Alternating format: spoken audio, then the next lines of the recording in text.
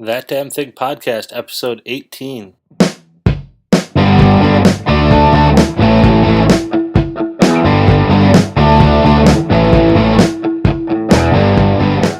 Alright, this week's show we return to talk about Age of Ultron. I go on a wonderful rant. Chris discovers a job application for Al Qaeda, and we revisit the entertaining world of crowdfunding on Kickstarter. Thanks for listening.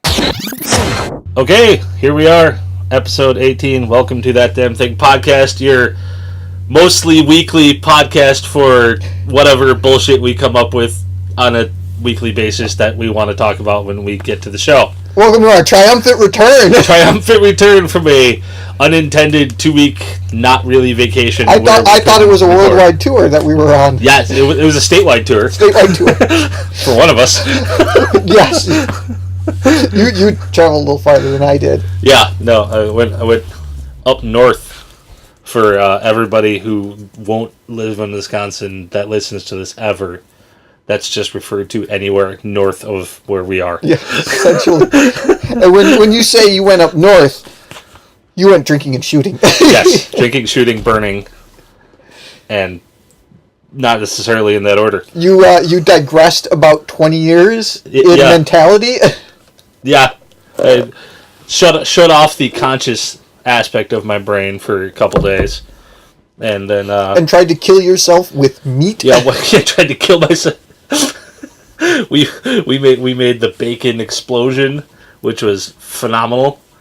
And describe the bacon explosion for those who do not know. The bacon explosion, for those who do not know, is a recipe that's been popping around the internet for a couple of years now, and essentially it's a giant log of pork. Mm.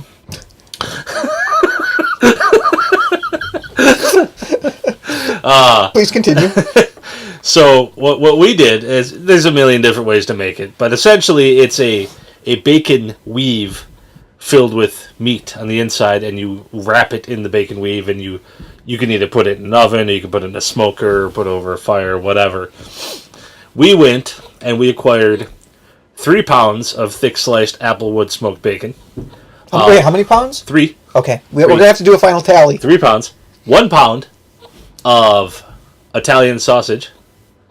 1 pound of ground pork. Theodore. Theodore is digging the pork. He was twitching on the first couple. He was like, I don't know, ground pork. He's in. It's doing it for him. Theodore Ribble has spoken. Producer. Yeah, executive producer of the show, Theodore Ribble. So 1 pound of ground pork, 1 pound of Italian sausage, 3 pounds of applewood smoked bacon. We're up to 5 pounds and of meat. 1 pound of kielbasa in the center. 6 pounds of meat. Yes. So what you do is, we needed a large workspace, so like the kitchen table, we scrubbed it down really good and cleaned it all and whatnot, and we took all the meat and unwrapped it and put it on the table, and my friend and I, we set about creating this, and he started weaving the bacon, and it's all unwrapped, all 3 packages of it, just made one big pile and made one giant bacon weave. And then we took the ground pork and flattened it out to like a big rectangle, then took the Italian sausage and made about the same, just slapped one on top of the other, and we took the kielbasa and cut it in half and laid it in the middle. Cut it in half both ways, because it's a ring, so we cut it down the middle, then we cut it halfway so it would lay flat. And then put that in the middle, wrapped it up all over itself, wrapped the bacon weave all around it, and then, before we wrapped the bacon weave, we put a little barbecue rub on the inside, and then we wrapped the bacon weave all around it, covered it in more barbecue rub, laid it in a freaking pan, stuck that sucker in the oven for about 3 hours. It's essentially, the cooking instructions are about 250, 300 degrees, 1 hour per inch of thickness. You had 3 inches of meat. Yes.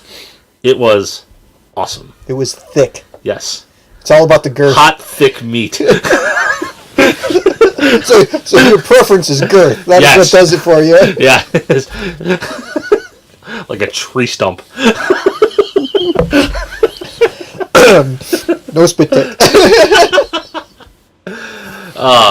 But no, you cook it like that, and all like the meat like fuses together like on the inside. It's good stuff. It is not healthy in any way, shape, or form. But delicious. Delicious, absolutely. So we're gonna try and vary it up a little next time because we did not anticipate the large amount of grease that would create. So it was swimming at about like an inch of grease. Yeah, put it on a rat, like on a yeah, rack, that's exactly what we said next time. Well, because that made the bottom half where the bacon is underneath floppy. That's not so good. the top half was all nice and crispy, but the bottom half was a kind little. of just shave that bottom part off. Yeah. We didn't anticipate that. So that was round one. So next year, An inch of grease. Oh, it was a lot. Oh, I tried to get somebody that nobody would drink it. Oh no! Oh my god, dude, take a shot. I mean, drinking it'd be one thing, but all of a sudden it starts to solidify, like on its way down. That's awesome. Oh. No, that's making you feel weird. I might be done. I'm gonna have to go. You get tap out. 5 minutes into the show, Chris is out. 5 minutes in and I'm done. I don't know if I can talk to myself for another hour. Yes, you can. You've got Electro over there. Oh, that's right. Me and Electro, we'll hang out. I'll turn him on. It'll glow. That'll be great for a podcast. Yeah. It's my co-host Theodore Ribble and Electro. No, Theodore can just come in and take my place. I'm gonna do it. I'm gonna do a podcast. I'm gonna do a bit with nothing but me and Theodore. You and Theodore are gonna watch that episode of DS9 where they go back in time. Trials and Tribulations. Yes. When I was a young wee lad, I got the VHS box set of both the original series Trouble with Tribbles and then the DS9 Trials and Tribulations. Mm-hmm. It came with a little Tribble. That's the one I have on my desk at work. That is fantastic. So, yeah, but no, my big Tribble here, Teddy R. Theodore Ribble. That is fantastic. So, yes, the bacon explosion happened while we were up north. I was up north. But we're back now. We're back. We're back now. I did something earlier today. I did something too. Congratulations. Yeah, it was impressive. I filled my pool. It was something that James would be very proud of. Oh, James would be proud of. Yes. I was over by my sister-in-law's house, and I was going to help my nephew put together a basketball hoop. And so we take it outside, and tell him, okay, open it up. It's got those plastic straps around it. Yeah. All right. I'll tell him, go ahead, open it up. He's 12. It's like, figure it out. You figure it out. Yeah, we'll see what you can do. He reaches in his pocket and he pulls out a full-size pocket knife. Not the little pen knife, kind of thing, but a full-size pocket knife. Like what I carry around all the not time. That big. Not auto opening. No. Not military grade. It's like your classic buck knife. Okay. Kind of fold out. Yeah. Without thinking, I take a full step away from him to make sure he wasn't in my shank circle. You didn't have your phone books on. I didn't have my phone books on, so I had to get him out of my shank circle. And I just stood back and I watched. And I'm like, okay, see if you can do it without slicing yourself. Don't kill yourself. Yeah. You're not my child, so I'm just going to watch. I'm going to stay back. I'm going to warn you. If all of a sudden he's going to start, pulling the knife toward him while he's cutting, it's like, hey, turn it around, away from yourself. But I wasn't going to step in and do it. But, that turned into an hour-long ordeal that was just awkward. Putting together the basketball hoop. Yeah. And then, of course, at the very end, it's all done. One last bolt to put in. Doesn't fucking fit. Oh. So I gotta go back and loosen up the last half dozen bolts so I can jimmy the backboard around to get that last bolt to fit in. It's like, what the fuck? I'm almost done. Yeah, putting together a basketball hoop, I remember putting mine together years ago now, and it's not enjoyable. No, and it's one of those freestanding ones. Yeah, but it's just awkward. Yeah, that's all. They're very awkward to put together, and there's a lot of at least I remember on mine there's parts that only go in when you're pushing things together. Yeah. And like it's like fitted, you know. Well, it's and like you gotta- have to pull one section together to slide one bolt through. Yeah, and you got to tip it up, and then you got to tip it over, and then it's up again, and then you got to twist it and turn it. Yeah, it's a pain. It's just, it's annoying. Yeah. So yeah, but that got taken care of, and I was glad that was done. Yeah, that's a project. Yeah. So that's what I did today, but this week is a sad week. Sad week. It is a very sad week. Because this is the week that The Force Awakens was supposed to originally come out. Historically, this is the week in May that Star Wars movies comes out. Yep. You know, it was like the original one, I think, came out on May 25th. I think, like, Revenge of the Sith came out on the 19th. Empire Strikes Back came out, like, on the 22nd. Third week of May. Somewhere right in there. Yeah, third week of May is traditionally Star Wars time. And when The Force Awakens was originally announced, it was going to be for a summer release. So it was going to be... It was going to be May. It was going to be May. Yep. In this week, when Star Wars movies were always coming out. But then, you know, J.J. Abrams and Kathleen Kennedy asked for it to get, you know, Disney to have it pushed back 6 months. You know, and at first everybody had a panic attack, and then it became like, well, okay, whatever. And then, you know, so sad. You know, we should have a Star Wars movie right now, but we don't. Yeah, it's okay because we've had 2 trailers and they've been phenomenal. But then I read something like J.J. Abrams was asking to get the release date pushed up. Oh, to bring it closer? To bring it closer. Because apparently, you know, when they asked to get it pushed back, you know, they were expecting a lot, you know, to do a lot. Yeah. And apparently they're ahead of schedule or something like that. But you know what? If they say surprise September release, nope, yay. There won't be September. No. Because what did I see? I think it's September 5th, I want to say it is. It's when all the toys are going to hit the store shelves. And you're not going to have the movie out before the toys. You look at all the big budget movies, toys are out a couple months beforehand. And if all the toys are slated for September, you're not bumping up the movie.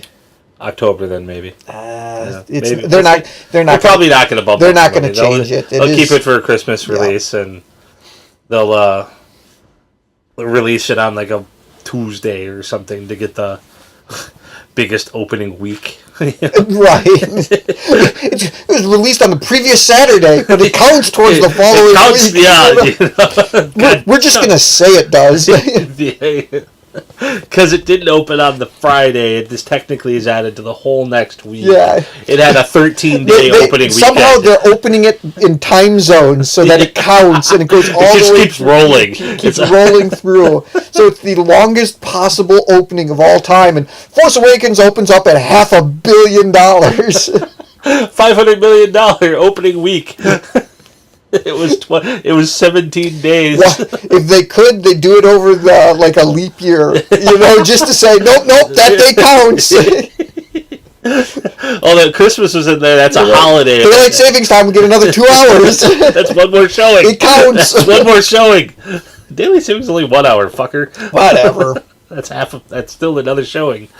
They could make another $800,000 off that. But in some places that don't incorporate daylight savings time, there's another hour in there somewhere. We need to write this down. How do you calculate? You think that there isn't a plan in place somewhere in Hollywood? I don't have the plan. I'd like to write it down. So quite a bit has happened since the last time we actually recorded a podcast. Yeah, quite. Life had gotten in the way. Yep. But one of the bigger things is Age of Ultron has released here in America. Yeah, it did release, and then we both finally got to go see it. We got to go see it. Yes, it was awesome. It was good. It was awesome. It was good. You're an idiot. You're off the show. Get out. The Tribble is taking your place. It was an acceptable movie. Theodore, did you like the movie? See? No. Yeah, he's on my side. You're not listening. No, that was mine. That was he's mine. No, it's not a top 5 Marvel movie. Yes, it is. That is what I heard. Oh, you're a bitch. It was not a bad movie. No, it's an awesome movie. It was a good movie. There was nothing wrong with it. It's an awesome movie. It was awesome. You're right. There was nothing wrong with it. It was awesome. There's nothing wrong with it. Doesn't make it awesome. Yes, it does. There's on Jason's scale of movies, there is shit and there's awesome. And then right below shit is Dude, Where's My Car? Okay, it's a 3-step scale. Dude, Where's My Car? Shit and awesome. There's nothing in between. Yeah.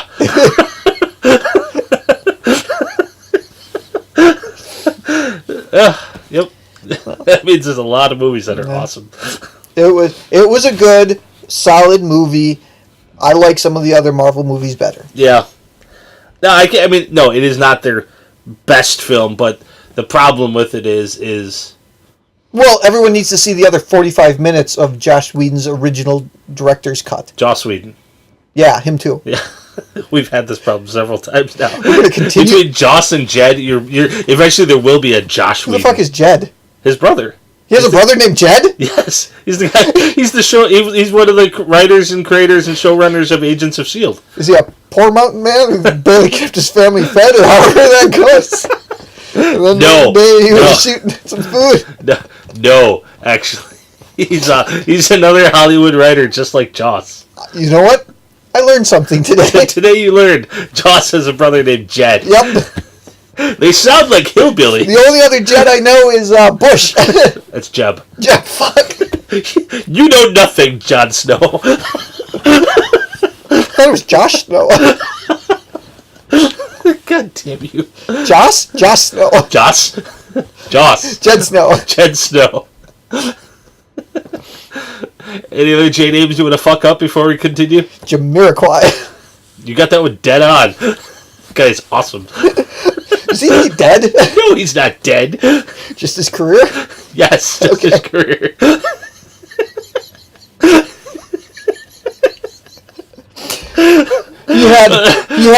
He had one awesome video, Yes. and I don't know anything else about him.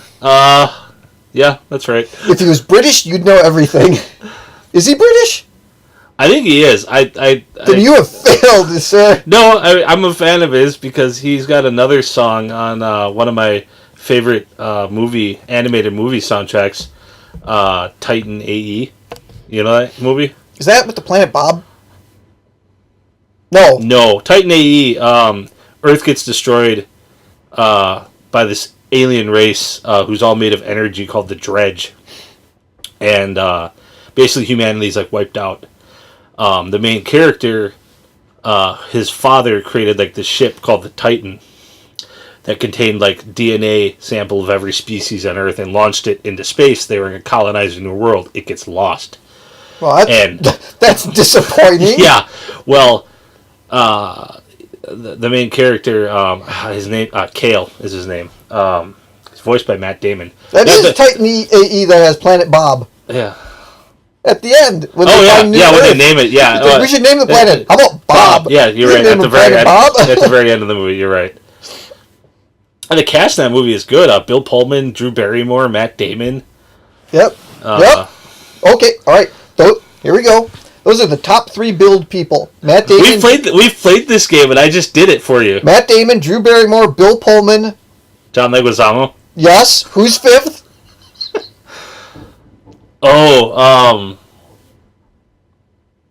We got 5, 6, and 7. If you can, I've got 1 through 4. You got to be pretty proud. I am proud for 1 through 4. You don't have to do them in any order, okay? Because you didn't do the first 3 in order. I think you did. I just named them off. But you've gotten 4. Yeah. 5, 6, and 7. They are all named people. You would know them. William Hurt. No. No. Who's the voice of his dad? Well, and that's just the people that are listed here. Okay. I'm trying to think who voices. Well, you, sir, by providing one name, have provided more names than I would have been able to come up with if my life depended on it. I could picture the characters. Well, because John Leguizamo played the little mousy scientist dude, and then there was the fat. He was the cook. He was the cook. The scientist guy. I can't remember their names. It's gonna take way too long to record. Well, here we go. We're gonna go. Janine Garofalo. Yeah. Okay. She played. She played the butch alien chick. Ron Perlman. All right. And Nathan Lane. All right. But the most off the top of my head, I wouldn't have remembered those. But the most Janine Garofalo, I knew. But the most important one out of all of these is Tone Loc. Kids, look him up. Yes. Tone space LOC. Hyphen. Oh, excuse me. Hyphen? And, Hyphen. and there's the little dash line above the O. Oh, all right. Yeah. Tone Loc. Look him up, kids. Yeah. It's kind of like Most Def. MOS. This one really is MOS space DEF. Yeah. Nowadays, he claims to go by Mos. Nah, it's Most Def. Like one name? Like Madonna? Yes. And or Cher? Cher. Yes. And Bono? yeah. Edge? Yep. No, it's he's the Edge. The The Edge. The Edge. Yeah. The Edge or The Edge? The Edge. Okay. The Edge doesn't sound. What's your name? That's The Edge. As The Edge. No, he's The Edge. That's a great fucking name. Your name is The Edge. I mean, and again, Slash is good, but The Edge. Just speaking of Slash, I saw B.B. King died. Yep. Was it earlier this week or last week? I think it was earlier this week. Earlier this week, a couple days ago. But there was a video of Slash and B.B. King jamming together. Yeah, and Slash gave him his hat. Yeah! And BB was like all excited. Yeah, he got to wear it for a little bit or something. Or like B.B. King asked him, "Can I wear your hat?" Yeah, and he gave it to him. You are in a very select group of people if Slash lets you wear his hat. Yeah. Slash, guitarist from the Guns N' Roses. Kids, look him up. Yeah. Also, B.B. King. Yes. Not just an old guy. Not some random old guy. No, kids, look him up. And anything outside of like a 10-year reference range, it's going to be kids, look him up. Kids, look him up. I don't know even how the fuck we got on. Doesn't matter. Back to Age of Ultron. It was awesome. It was a good movie. I liked it. I liked it a lot. It had a lot of good points. Essentially, the middle of the movie kind of. Well, everyone's quote unquote. If you had to pick a beef with the movie, it's when the movie slows down. Is when they all go play on the farm and. Yeah, it's just. It's when they. Like from my perspective, the way you feel about it is the way you were supposed to feel about it because that's the way the characters are feeling at the time. They purposefully slowed the movie down and made it all discombobulated. To me it was very just disjointed. Correct. Which might be the way you want to feel, but instead of making the audience feel what the characters are feeling, it just seems like poor editing.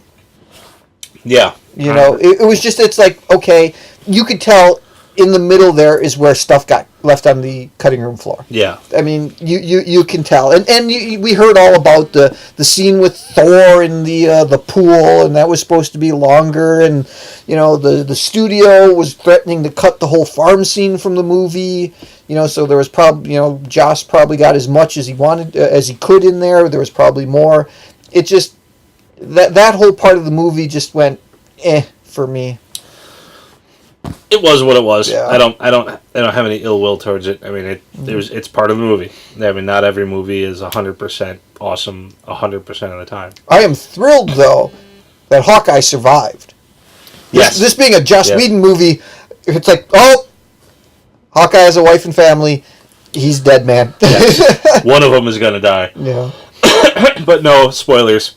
It was Quicksilver. Yep. Which, bummer. Yeah, whatever. Yeah, it's like they intentionally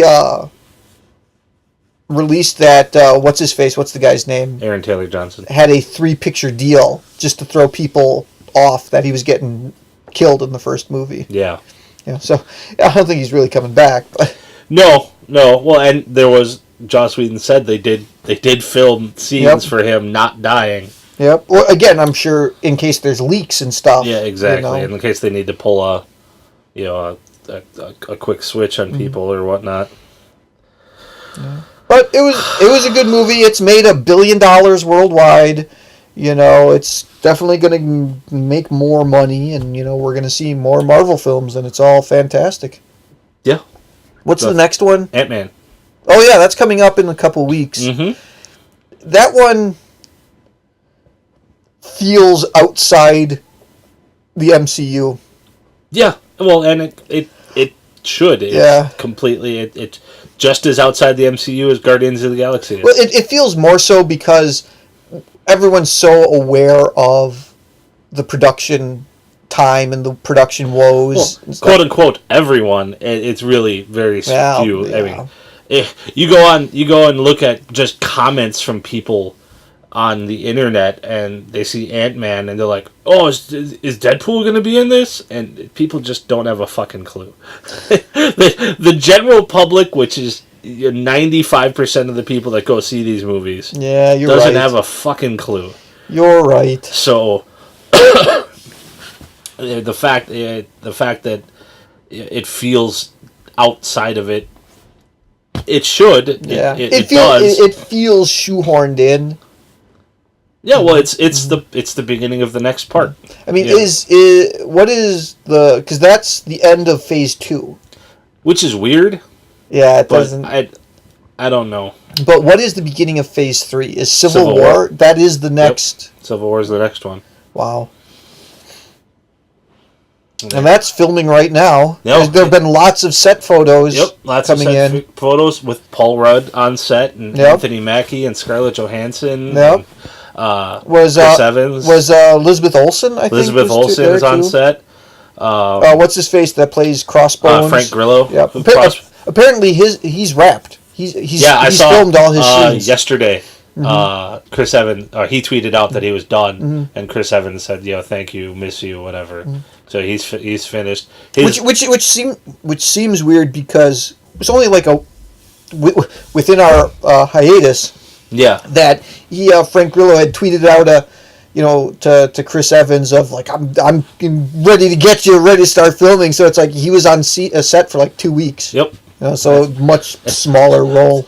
Well, Hollywood is weird like that though. Yeah. Because how many scenes is he going to be in the movie? He Right. might be in 7-8 minutes of the film. Right.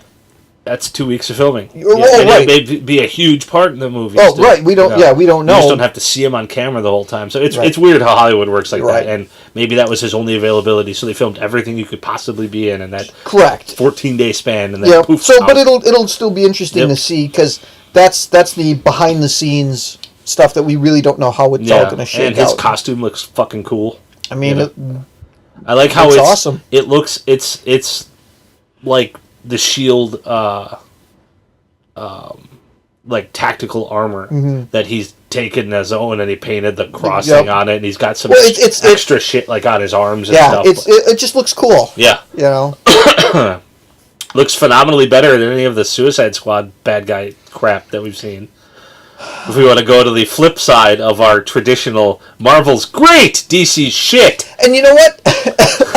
We don't purposefully do it. We aren't Marvel fanboys and just shit on DC. I love the Dark Knight trilogy from Christopher Nolan. It's fucking great. I love Superman. I'm a big fan of Flash and Arrow, which Yes. both had their season finales Yes. this week. They're both great. Yeah, but why does everything that the DC, and I hate the fact that they want to call it the DC Cinematic Universe, DC Cinematic Universe, because then the initials are DCCU. Yeah. MCU is so much better than DCCU. It should just be DCU. Either way, Anyways, the DC movies. the DC movies. Suicide Squad, which is not the next one coming out. The next one coming out is Batman vs. Superman, right? That's the next one up, right? I'm not incorrect in thinking that. I think you should look up that. I don't know. Because, You keep talking. We'll keep talking. I'll look this up. yeah, Jason, you talk. I'll do other stuff. Yeah. Suicide Squad seems to be releasing far more behind the scenes, on set, rumor, pictures, All right. Suicide whatever. Squad release date is August 5th, 2016. And because Batman v Superman: Dawn of Justice is like May or June. No, it's in June because they moved it from May because May is Civil War. Right. Yeah. That's Remember right. that initial? DC blinked. Well, DC blinked in that initial game of Chicken. Yeah, March 25th. March 25th. March 25th is the Batman v Superman. Okay, so they jumped. Dawn of Justice, which the rumors now are, guess who's going to be in that movie? Doomsday. Doomsday. Well, there's So wait. Excuse me. I would like to reiterate my initial comment after reading that. I'm sitting at the computer at home, Batman v Superman is going to have Doomsday. Fuck this movie. Yep. And that Superman's going to die. Well, let's split this here. All right, Focus on. Well, we Dawn of Justice. Let's wrap that thread up because fuck this movie. Fuck this movie. But I also saw the word from Wonder Woman in that apparently she's going to be hundreds of years old. They're going to really focus on Wonder Woman being immortal in this movie. Okay? And part of that is going to be that her idea of her character has been like just in the behind the scenes of a lot of major historical events over time. And her Wonder Woman movie is going to possibly be a period piece. It's going to be the DC's Captain America. They're making her to be like the Peggy Carter Captain America thing. And it's a cross between Captain America and the Winter Soldier. And it's a chick, But so when she comes in Batman v Superman: Dawn of Justice, she's been around forever, and the Justice League and all these other superheroes pop up around her. So she's the ancient wise one and whatever. I don't quite understand that, but okay. So that's one confusing piece of shit. So we'll put to bed Batman v Superman, Suicide Squad. It's been a little while now, like a week and a half, 2 weeks, almost 2 weeks ago now. Yeah. The initial pictures of the full set of all the cast of Suicide Squad, minus the Joker. It looks like the Rogues Gallery from the CW show. They don't look impressive. Granted, it's a promo shot. And a lot of behind the scenes thing. We've had this talk about promo shots, but there's promo shots. May 4th is when David Ayer tweeted out that picture. Yeah, so we may have even talked about it. No, we didn't. We didn't talk about it? Okay. That's how long it's been. Because that was right after we recorded. Yeah, it was like the next day. It was like the day after, yeah. So, we saw that, and it's all the guys are in there, and it's Killer Croc, and it's Boomerang, and it's Rick Flag, and it's Katana, and it's Harley Quinn, and it's going down the list. We had Slipknot. With Slipknot, Captain Boomerang, the Enchantress, Katana, Rick Flag, Harley Quinn, Deadshot, Killer Croc, and El Diablo. That's right, El Diablo, the tattooed guy in the high school Letterman jacket. Yep. He looks awesome. And, he's actually a big character in the current run of the Suicide Squad comic. Great. He looks retarded. And apparently Slipknot is... Not the band headed by... Not the band, no, okay, not the band. The character of Slipknot in one of the old iterations of the Suicide Squad, like the first issue of whatever run... What they do is they plant bombs in the heads of all these people to keep them on a short leash. Well, apparently, in the first issue, he's like, "Oh, they're not going to blow us up," so he kind of bolts. They kill him. So more than likely, Slipknot is going to die within the first 15 minutes of this movie. I'd be okay with that.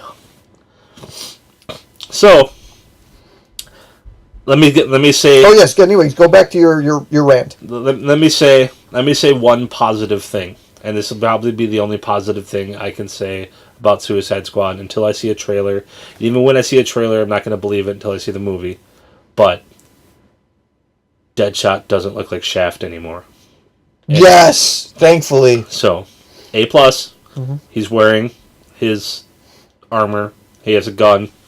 They tweeted a picture with him with the mask on, with the targeting reticle and everything. Looking like a comic book bad guy.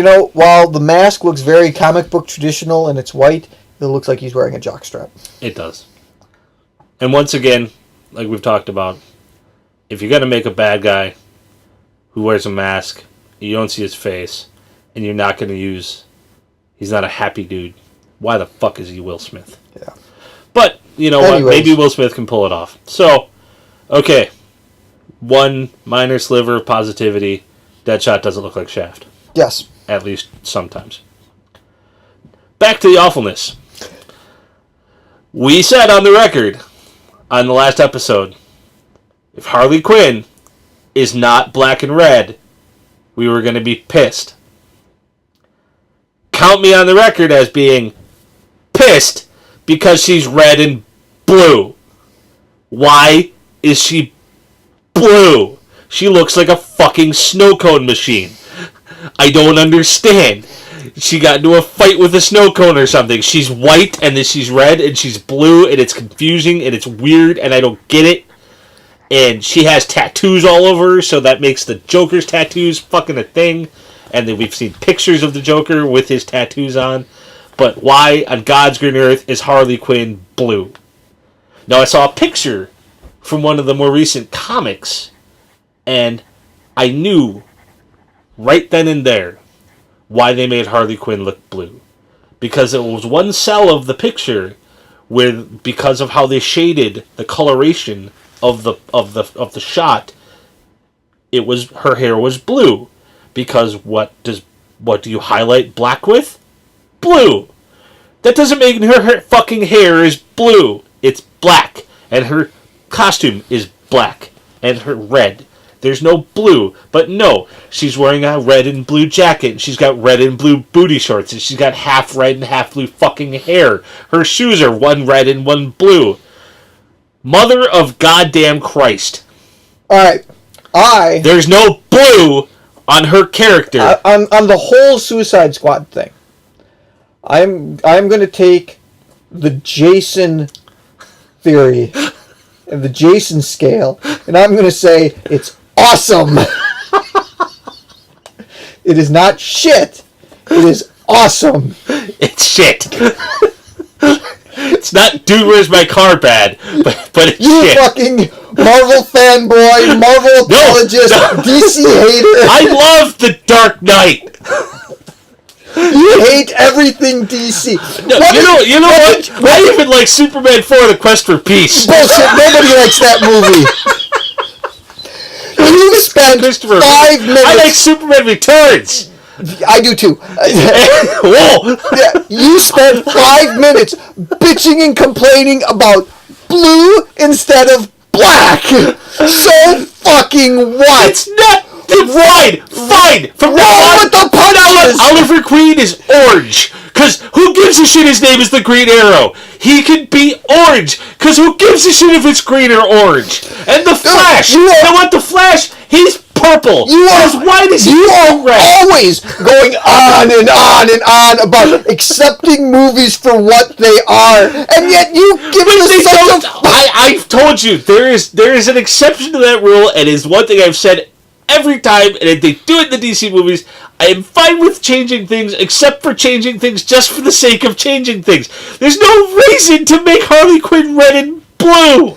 Except in maybe how it looks on film. There's plenty of black on film. Look at the picture. Every single other character is head to toe black except for Deadshot and the high school guy. You are such a flip-flopper.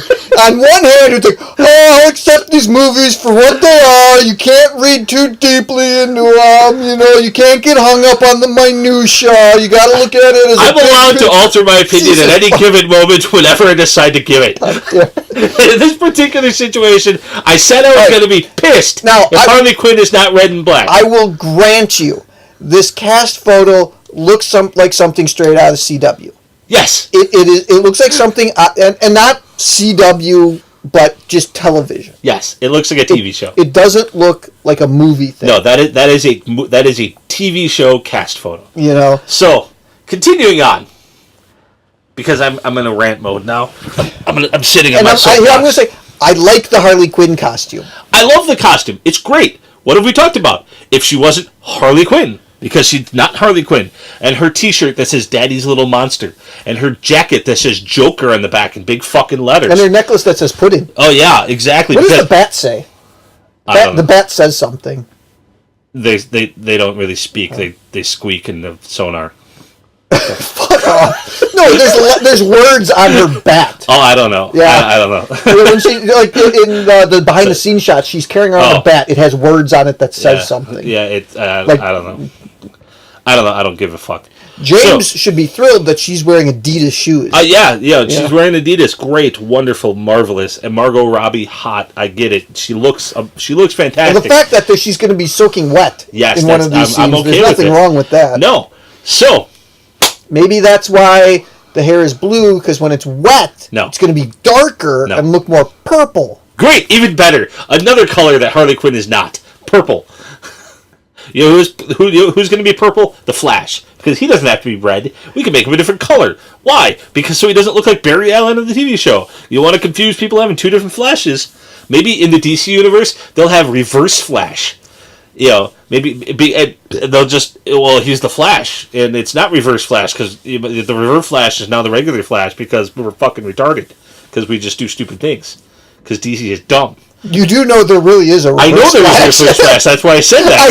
That's what I thought. It's like, did he just make this up, not realizing there really is a reverse Flash? Named Eobard Thawne, and he's yellow. And I know, but they're not going to make him yellow. Well, they're going to make him pink. No, they made him yellow. No, not in the movies. They'll make a pink one. It'll be pink and purple. They'll be the fucking reverses. Purple, regular, pink, reverse. So, we got to see the Joker. Set pictures of the Joker. You remember when they released that picture of the Joker with all the tattoos, and they said, "Oh no, this isn't the real picture. it's a 75th anniversary Batman promo shot that we just threw it out there. It's not real." Well, guess what? All the fucking set pictures of Jared Leto as the Joker have him covered in all his same goddamn retarded tattoos with damaged right across his forehead. Perfect script. I can accept all the tattoos except for the fucking one on his forehead. No, I can't accept them. I can't accept half of them. I understand. I'm having problems. I'm in pain. I'm in agony. I'm struggling. I'm struggling with the fact that he looks like fucking a millionaire. He's wearing a fucking silver shiny jacket. He's rolling in a goddamn purple Lamborghini Murcielago, which is the fucking bat car. His license plate is ha ha ha. The Joker has license plates? The Joker went to the fucking DMV and asked for goddamn custom license plates to say ha ha ha? Are you goddamn retarded? No!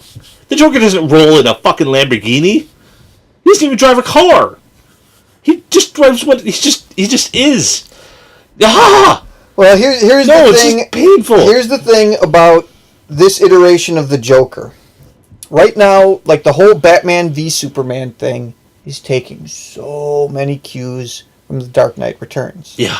The Joker from The Dark Knight Returns. I see that. Is dressed up in a suit with green hair and red lips and this gray suit jacket and tie and shirt and everything.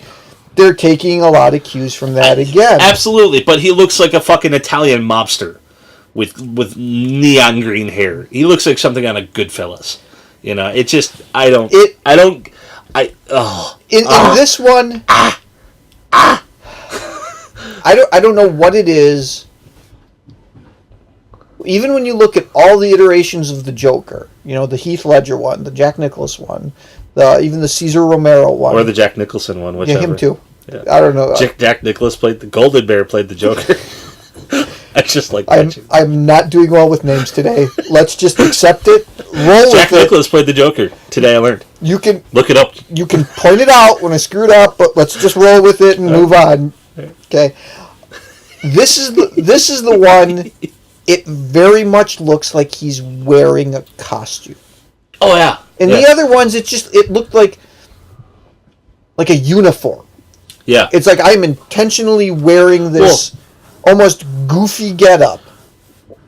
Yeah, like Jack Nicholson, he purposefully, it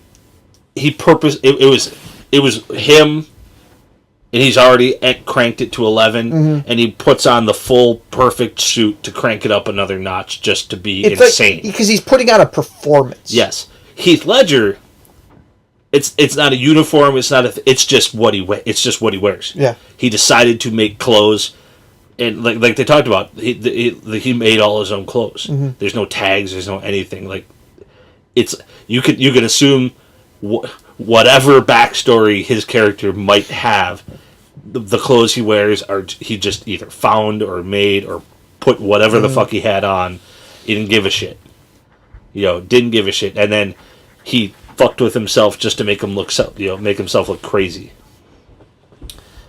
In the pictures I see of Jared Leto, you know what? This is what I picture. It's the Joker, but going through Patrick Bateman's morning ritual from American Psycho, where he gets up and he does push-ups and he does crunches and he puts on a moisturizing mask and then he showers and then he puts on some more lotion and then he washes that off and then he has some leave-in hair dye to make his hair extra slick and green, and he spends an hour getting ready in the morning with his crisp purple suit and silver suit coat, and then he rolls down from his $2 million loft into his Lamborghini license plate, ha ha ha, and cruises about Gotham like nobody's fucking business. And he's like a socialite. What? That's the impression that this character gives. And it's weird. I'm not happy. Like I said, Suicide Squad looks awesome. No, it doesn't. It's amazing. No, it isn't. This is the apex of cinema. No. Run out of positive A words. It's absolutely, astronomically. This is the absolute apex of awesomeness. No. It's so confusing. It makes me feel strange. Well, again, every rumor, every picture we see just makes us question it more and more. It's like we see the Marvel stuff. It's like, oh, that all looks cool. Mm-hmm. I don't know about the DC stuff, and a lot of it is, as we've talked about. We don't have to belabor the point, but DC started off on the wrong foot with Man of Steel. Yeah. They started off on the wrong foot, while Marvel started off on the right foot with Iron Man. Yep. That is the major difference. Marvel hit a grand slam with Iron Man. Well, Marvel's hit a home run every time. They're just like, they're 11 for 11 at the plate. They just keep knocking them out of the park. Well, I mean, let's just look at the beginning. Marvel hit a grand slam with Iron Man. It is essentially a fantastic movie. Yeah. It is just great. And when you hear about the production of how they were essentially making up the script day by day as they went along, the fact that it turned out as great as it did is amazing. Well, I mean, it had everything going against it. I mean, there was no reason it should have worked. No. I mean, you had a B-level superhero, Jon Favreau as its director, who'd done Swingers and crap like that. Robert Downey Jr. like fresh out of prison, pretty much. I mean, he was on the downswing of his career. He had done Kiss Kiss Bang Bang, but he had done nothing big. And he early 2000s, he was in jail for fucking cocaine and shit. Terrence Howard as your highest paid actor. Yeah. It's just there was no reason anything in that movie should have been as good as it was. Yep. Yet it nailed every aspect. Jeff Bridges being in it. How the fuck they talked him into being in that movie? Well, look at some of the other movies he's done lately. I know. I mean, he's done. Yeah, he's not. He does not have. He comes cheap. Yeah. Apparently, he clearly doesn't give a shit what movies he's in or isn't in. Which A+. Yeah. Jeff Bridges does whatever the fuck Jeff Bridges wants to do. He is totally the dude. Like, I don't know if he was like that before The Big Lebowski, but. He probably was to a point, but after filming that movie, I'm going to roll with this. He just decided he's just going to be that guy for the rest of his life, and it works for him. Yep. So good for Jeff Bridges. Well, and again, just to not to belabor the point, but Marvel hit belabor twice. That I've never heard you say that word before in my life. Well, heard that word. Okay, I will not belabor the use of that word. But you should not belittle the use of that word or besmirch it. But Marvel hit a grand slam with Iron Man and has essentially hit a triple or home run with every movie since then. Yep. All right, and they've built up a ton of fan goodwill because of it. DC has one plate appearance with Man of Steel, and they barely looped a single. I think they got hit. I think they got hit by the pitch. For the general consensus is, at best, they looped out a single. They reached on an infielder error. You know, some people like the movie. You know, at best it's a double. Yeah. At best. Yeah. They stretched out a double and got in under the tag. Yeah. Only because the second baseman dropped the ball. No, they just got in under the tag. Yeah. That was it. They had a single. They tried for second. The second baseman dropped it. Well, but no, yeah. I know what you're saying. So, in other wonderful DC news, like you said, have you come down from your rant? Yeah, I'm you good. Seem to have calmed a little bit. Down. I was mad. I said I was going to be mad last time about Harley Quinn, and I had to live up to that. So I was mad, and I'm still mad, but I'm going to be over it for now. You said Flash and Arrow. Yeah, they both had their season finales. They both wrapped up their season finales. This entire first season of The Flash is fantastic. I really got to check out The Flash. Arrow, I read probably a review, or I read a commentary on Arrow, and I'm struggling at the moment to remember what website I read it on. But it was from a fan. It was a writer on one of the movie, TV sites that I frequent, and one of the enthusiast news. Yeah, kind of sites. she wrote like a 4-page article on Arrow, and basically Arrow has just lost its way for her, and it started off like she liked season 1. Season 1 was good. Oliver Queen was coming back. He was finding his way, and at some point after season 1, they just replaced Arrow's story with Batman. Yeah. And everything they've been doing on the show has been essentially making him like the place he's in, and the people he's meeting, and the people he's fighting, and the things that are happening are very Batman-esque, very torn straight from Nolan's universe. What it really, I mean, yes. Yeah, I'm just, it's we don't need to beat it to death. I'm just, this is what this chick's talking about, and I'm like, yeah, like they're I don't know anything about it because I don't fucking watch Arrow, but I guess they're talking about next season he's gonna become the Green Arrow.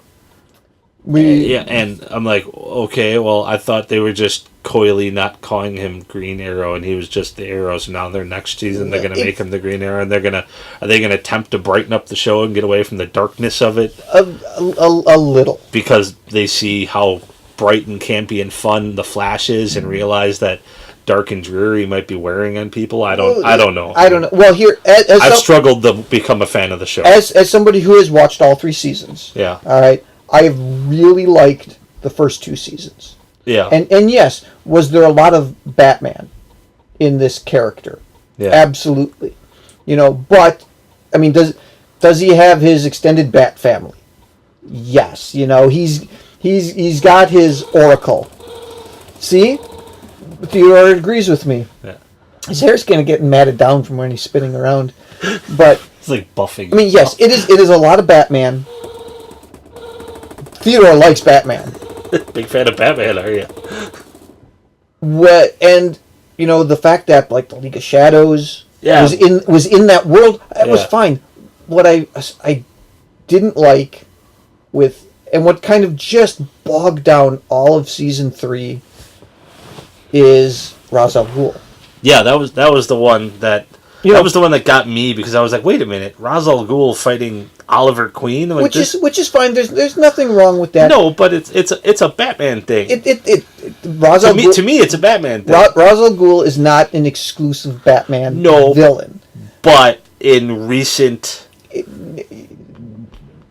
DC world and stuff, Ra's al Ghul has been attached to Batman. Ra's al Ghul is best known versus Batman. Yeah. It is, and I won't disagree with that. But the fact that like the League of Shadows was in the world, that's cool. That's great. Yeah. You know, and Ra's al Ghul, because of that, there are certain characters on Arrow that were part of the League of Shadows. You know, and broke away and escaped, or you know, was fighting against them. oh, Ra's al Ghul is going to make an appearance. That would make sense. Yeah. But it turned into a season-long thing, and all of a sudden, Ra's al Ghul is going to fight Oliver Queen, and then Ra's al Ghul Oliver Queen. And again, today is the day of names. So it's Oliver Queen, Josh Whedon, and Jack Nicholas. Yep. Oliver Quinn, Josh Whedon. At least I'm close on all of them. You're not completely off, just randomly creating new names. My internal spell check is failing me. But it was they took it too far. From all you needed was just an episode or two appearance of Ra's al Ghul, just to say here he is, he's in the world. And like what I read, I don't know if I'm ever at this point. I don't know if I'm ever going to watch Arrow. I've tried several times. I just can't care. I've tried really hard. Mm-hmm. I just don't give a shit. When they did the classic shirtless fight between Ra's al Ghul and now Oliver Queen instead of Bruce Wayne, and Oliver loses. Mm-hmm.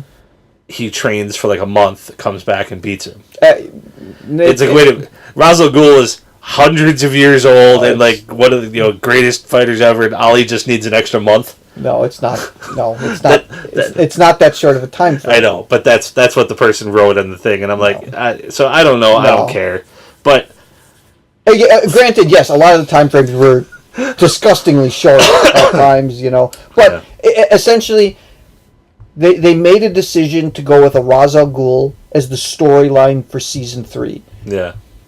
Essentially, they were hampered by it. Yeah, because they had to stick to it. They had to. They couldn't do anything else. I'd like to hope that, and again, there has been some change in the character of Oliver Queen. Is he going to try to be a little happier, maybe moving forward, not so brooding? Possibly. We'll see. Yeah. And yes, has The Flash shown that bright and funny and happy and enjoying it and colorful all works? Yes, The Flash is fantastic. Mm-hmm. Have you watched The Flash? Nope, I've purposely stayed away from it because I want to watch it. Mm. I don't want to be spoiled by anything. I've completely avoided as much of it as possible because I want to find the couple episodes that he premieres in Arrow, mm-hmm. where they debut him, and then go from there into the series. Well, there's even I think before that or something, but even a couple of the Flash's support people. Yeah. They show up in an episode of the Arrow. Okay. So like I said, I want to watch Flash, and I will. One of these days, I'll get to it. Probably when it shows up on Netflix. Mm-hmm. But yeah, it's good stuff. It's fun, and what I like, and even watching like the season finale of Arrow, what I really like about the show is the character interactions. Mm-hmm. It's really not even the overarching story. It's the character growth in interactions and seeing what's happening. Again, this season, especially kind of in the second half of it, has faltered somewhat. It hasn't been as strong as other parts of the series. Yeah. But it's still cool. Yeah. And now it looks like the rumor, and the speculation is going into season 4.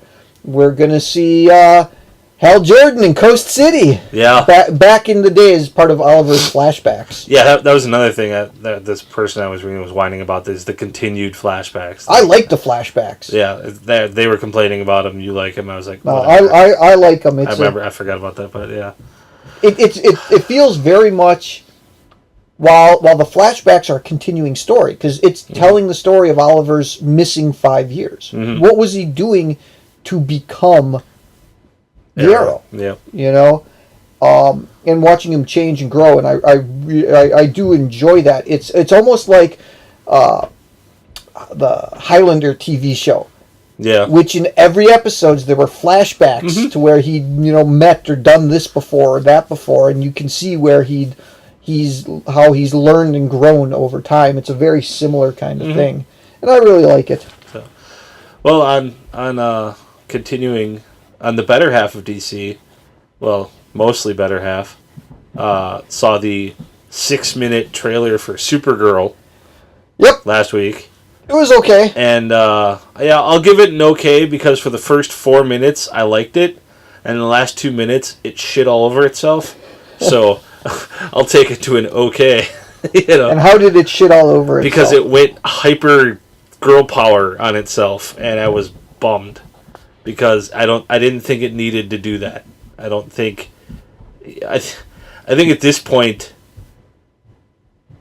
if you're doing a female-based superhero, you shouldn't have to focus on the fact that she's a girl, because that defeats the purpose of having the focus be a girl. Mm-hmm. That shouldn't have to be the selling point anymore. Not anymore. No. You shouldn't have to because they go, is it a bird? Is it a plane? Is it a man? No, it's a girl, and it felt like a It felt like I hate saying it felt like a CW show, but it did. It's going to be on CBS, but it felt just goofy and girly, and it didn't feel like, and it felt like they overdid it. They had the frickin' goofy, overly girly, girl power music going. And for the back half of the trailer, and it was a little much. Just focus on the fact that she, they totally refer to Superman multiple times in the trailer, which is cool. I guess Superman exists in this world, which somehow Batman still doesn't. But whatever, because it's in the same world as Flash and Arrow. But Batman is just a urban myth at this point. Batman doesn't apparently exist at all. No, Batman's an urban myth. Yeah, that's what I'm saying. Batman doesn't apparently exist. Nobody even registers Batman or Wayne Enterprises or anything. But Superman's all over the place. And Jimmy Olsen is now, because it's 2015, we have to recast every actor as a different race, and now Jimmy Olsen's a black guy. Which, fine. And he's got pictures of Superman that Superman gave him, and they heavily played up the she's Kara Zor-El, Superman's cousin. She didn't even hide her name. She just still goes by Kara because whatever. Shouldn't make a difference. I know, but and she knows who she is the whole time, and her half sister knows who she is, and she decides she's going to out herself in front of everybody and become a hero, and because she's a girl, and girls can be superheroes too, apparently. Yeah. I was happy. The first few minutes of it looked good until they went over the edge. And then I wasn't happy anymore. I've come to a conclusion. Jason hates all of DC. No, Jason hates all of DC.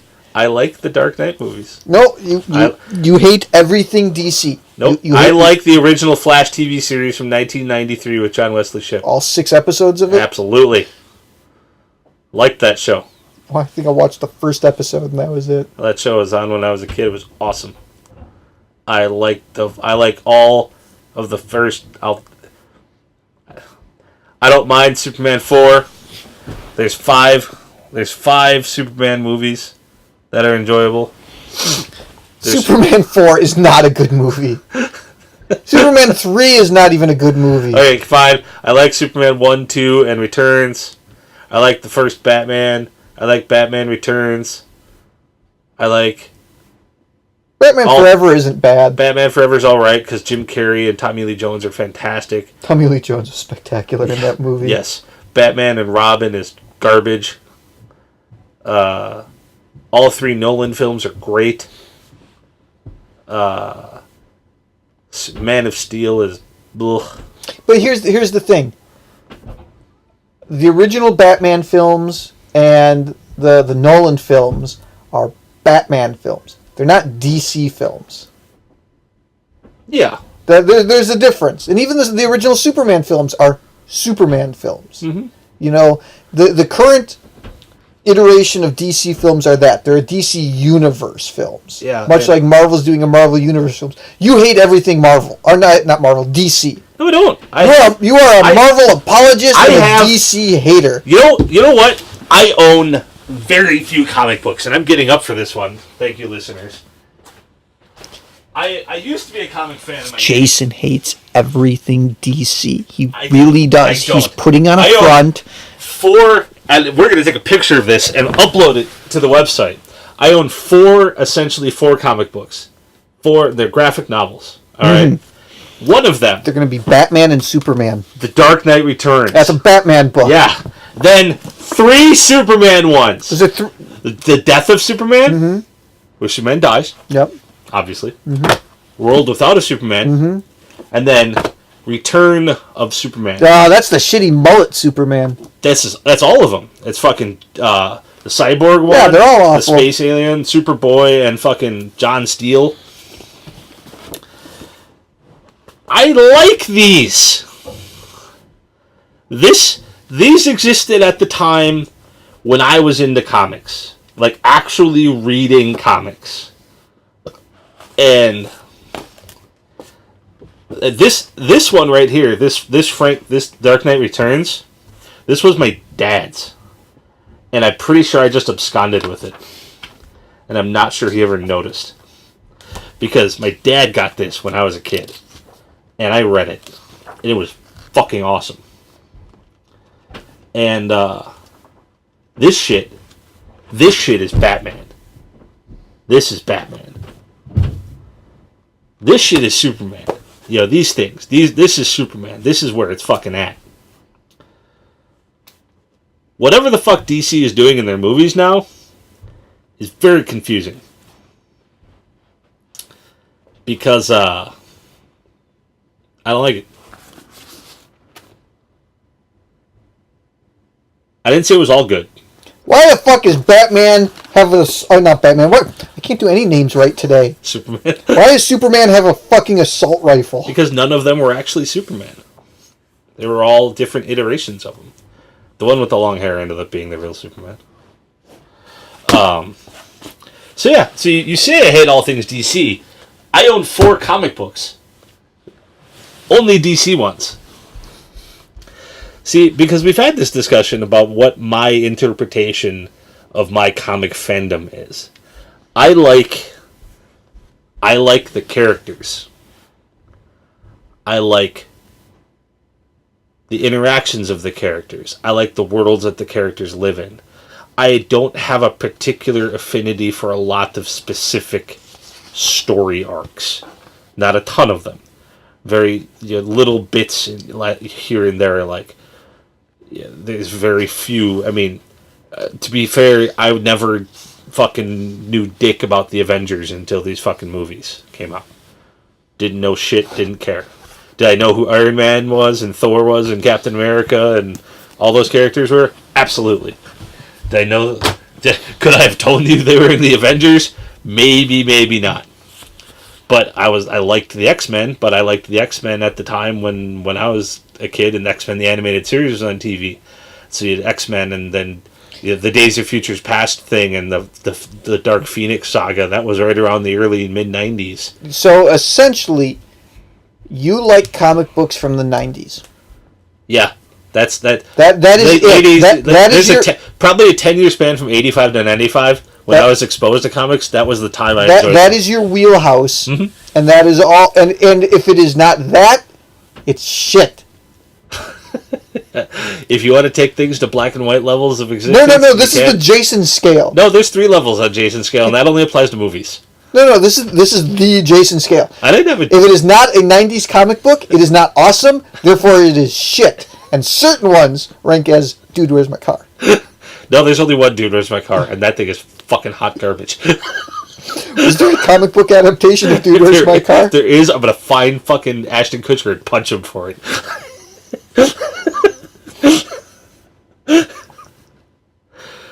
No, yeah, whatever. All right, we have beat this one to death. Let's move on to a new topic. Let's get away from comic books. All right, you want a new topic? Yep. Al-Qaeda. I would like to apply, sir. You'd like to apply for a job at Al Qaeda? Have I got the opportunity for you, sir? Apparently, the U.S. government has released has declassified the application to join Al Qaeda. Yes, the literal Al Qaeda, Al Qaeda, however Chris wants to spell it or say it, Al Qaeda job application.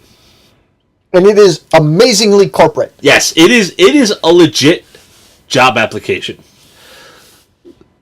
So, for the benefit of all of our listeners, we are going to go through the job application to apply to Al Qaeda, and I am going to be. I'm going to read the job application, and Chris is going to vocally fill it out. Verbally. In jest. In jest. Chris is not actually applying. Really doing this. We are reading through this to make fun of it. Yes, we are having a comical moment. So for those of you at the NSA who are fans of the show, we are not actually going to join Al Qaeda or go on a jihad. This is it. Not today. This is it in jest. This is a parody of. Yes. This is comedy. Yes. That being said, all right, here we go.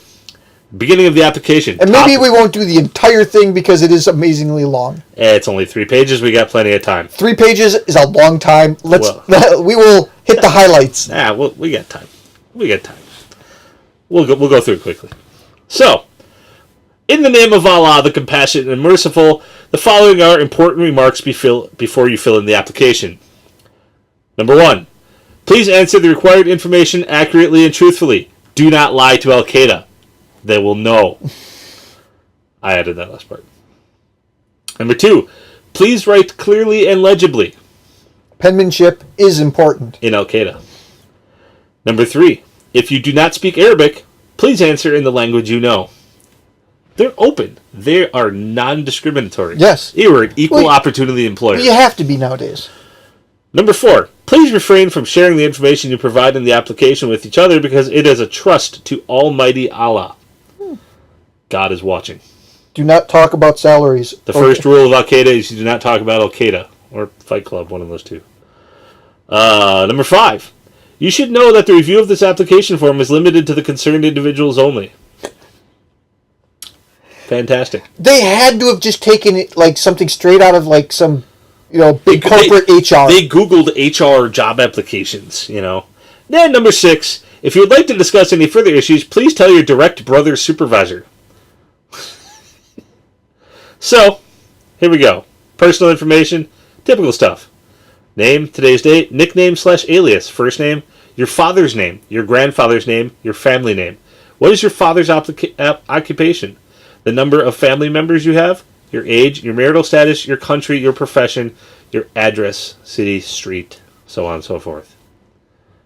Now, on to the important questions.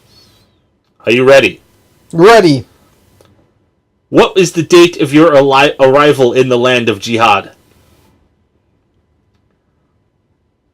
May 23rd.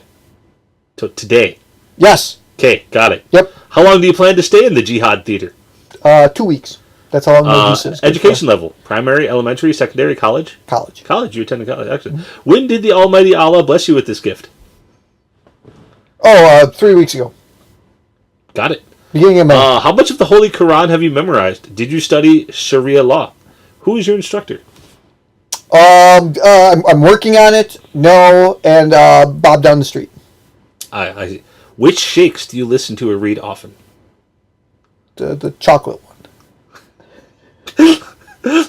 Which sheikhs or Muslim dignitaries do you know? Bob down the street. I'm not trying to offend anyone. Is that hijab Bob?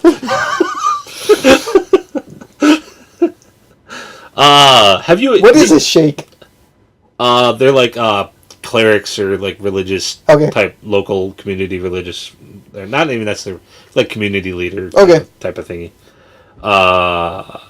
Have you invented or researched anything in any domain? Invented or researched? Anything in any domain. I'm gonna have to say yes. Good for you. Any hobbies or pastimes? I enjoy crocheting, needlework, and quilting. What other languages do you speak, and at what level? I speak passable Klingon. And, Can you read it or write it? No, it's conversational only. Kapla. Kapla.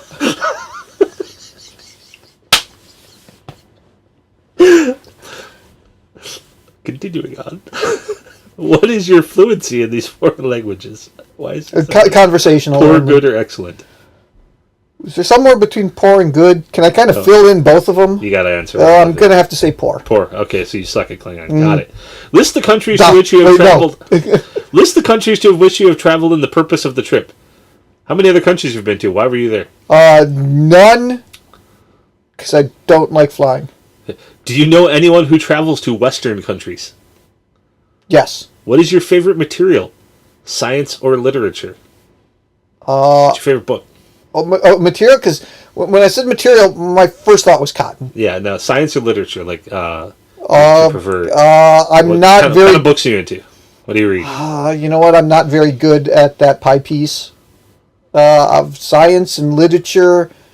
I kind of like Clifford. List the experience or expertise that you have in any area. What are you an expert in? Well, there's horseback riding. There's car mechanics and parasailing. So you're like a multi-purpose suicide bomber. You can come in by horse, you can do car bombs, and you can parachute in. Got it. That's not exactly what my application of those skills were. Do you know any workers or experts in chemistry, communications, or any other field? Just IT. Oh, okay. Do any of your family or friends work with the government? If so, would he or she be willing to cooperate with or help us? Unless you consider garbage removal, government. That's a government job. That's a government job. How many trips have you taken to Pakistan, and for what reason? None. Were you previously been affiliated to any other group? Boy Scouts. Are you currently a member in a group? There's another person in this room. Have you ever been convicted by any court? Not that I'm aware of. Have you ever been in jail or prison? Not that I'm aware of. Previous occupations? Sanitation worker. Have you received any military training? Just airsoft. Have you ever joined the Afghanistan theater? If so, what year and which group? We did Shakespeare one summer. Are any of your relatives or friends in the jihad theater? No, it's usually just groundlings. List the types of passports you possess. Do you use a real or forged passport for your current travel? Real. Provide details on how you arrived here. Well, I woke up a little bit late, and I had to hurry to call my Uber ride to get me to the airport. When we were a little way there, I realized I'd forgotten my carry-on. So, Did you encounter any difficulties on the road to this place? Like I said, we were a little ways away. I realized I'd forgotten my carry-on, so we had to turn around. It was all a bit of a hassle. We ran into some traffic. Well, on to the bigger question. Yeah. Do you wish to execute a suicide operation? Nope. What objective would you like to accomplish on your jihad path? Just a little personal exploration and growth. What ideas and views do you, your family, and your other acquaintances have about jihad and Allah's sake here? How's your family or other acquaintances feel about jihad for Allah? Yay. Yeah, cool. Do you have any chronic or hereditary diseases? Yeah, I got some blood thing going on. Who should we contact in case you become a martyr? Address and phone numbers. Mother. Praise Allah, Lord of all worlds. That is very, very corporate. It is amazingly corporate. You know that gets put into a database and it keyword searched. Oh, that is so fucking... Yeah. That's fucking weird. That's just... It's just weird. It's weird. I can't think of anything more to say about that than it's weird. I don't know. How do you get that? Where do you go? Is like a AfghaniJobs.com? Yeah. Pakistani? I don't know. I don't know. Like Milwaukee jobs? I mean, the reality is that Monster? we are both Monster.com? Caucasian Midwesterners. Yes. I am so far removed from anything having to do with that World, religion, lifestyle, and anything. Not that I'm equating that that religion to that. Quit digging a bigger hole. But it's just like I'm so removed from anything having to do with anything of that. It just I don't understand. Yeah, I understand. I hear you. But that came out on the internet a couple days ago, and we needed to go through that application in its entirety, just for the sheer insanity of it all. That's we got just like the ups and downs going this episode, Yeah.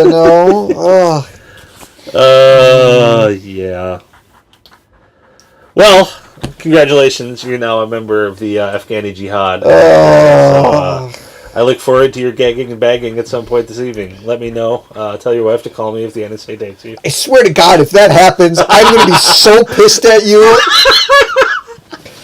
I'm going to upload this episode from a public location so they can't get my IP address. God damn it, man.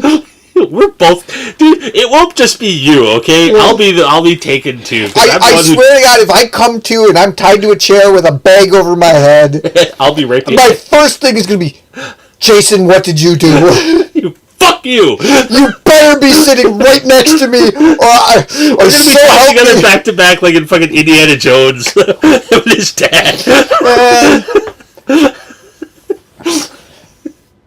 I don't want to be waterboarded. I'm going to tell you right now. If I get waterboarded, I'm going to be mad. I'm telling you right now, I will give you up for any deal they give me. That's it. Nope, Jason did it. I can tell you everything. You're just going to make shit up. I'm going to make shit up. Whatever it takes to get out of it. I swear, he hates everything DC. He just does. I don't know why. He is filled with rage and hate and anger. That something needs to be done about that, man. Well, don't get me started on Chris and peanut butter. It's been several weeks. I think I'm okay. Oh, we'll get you back. Oh. We'll bring you back there.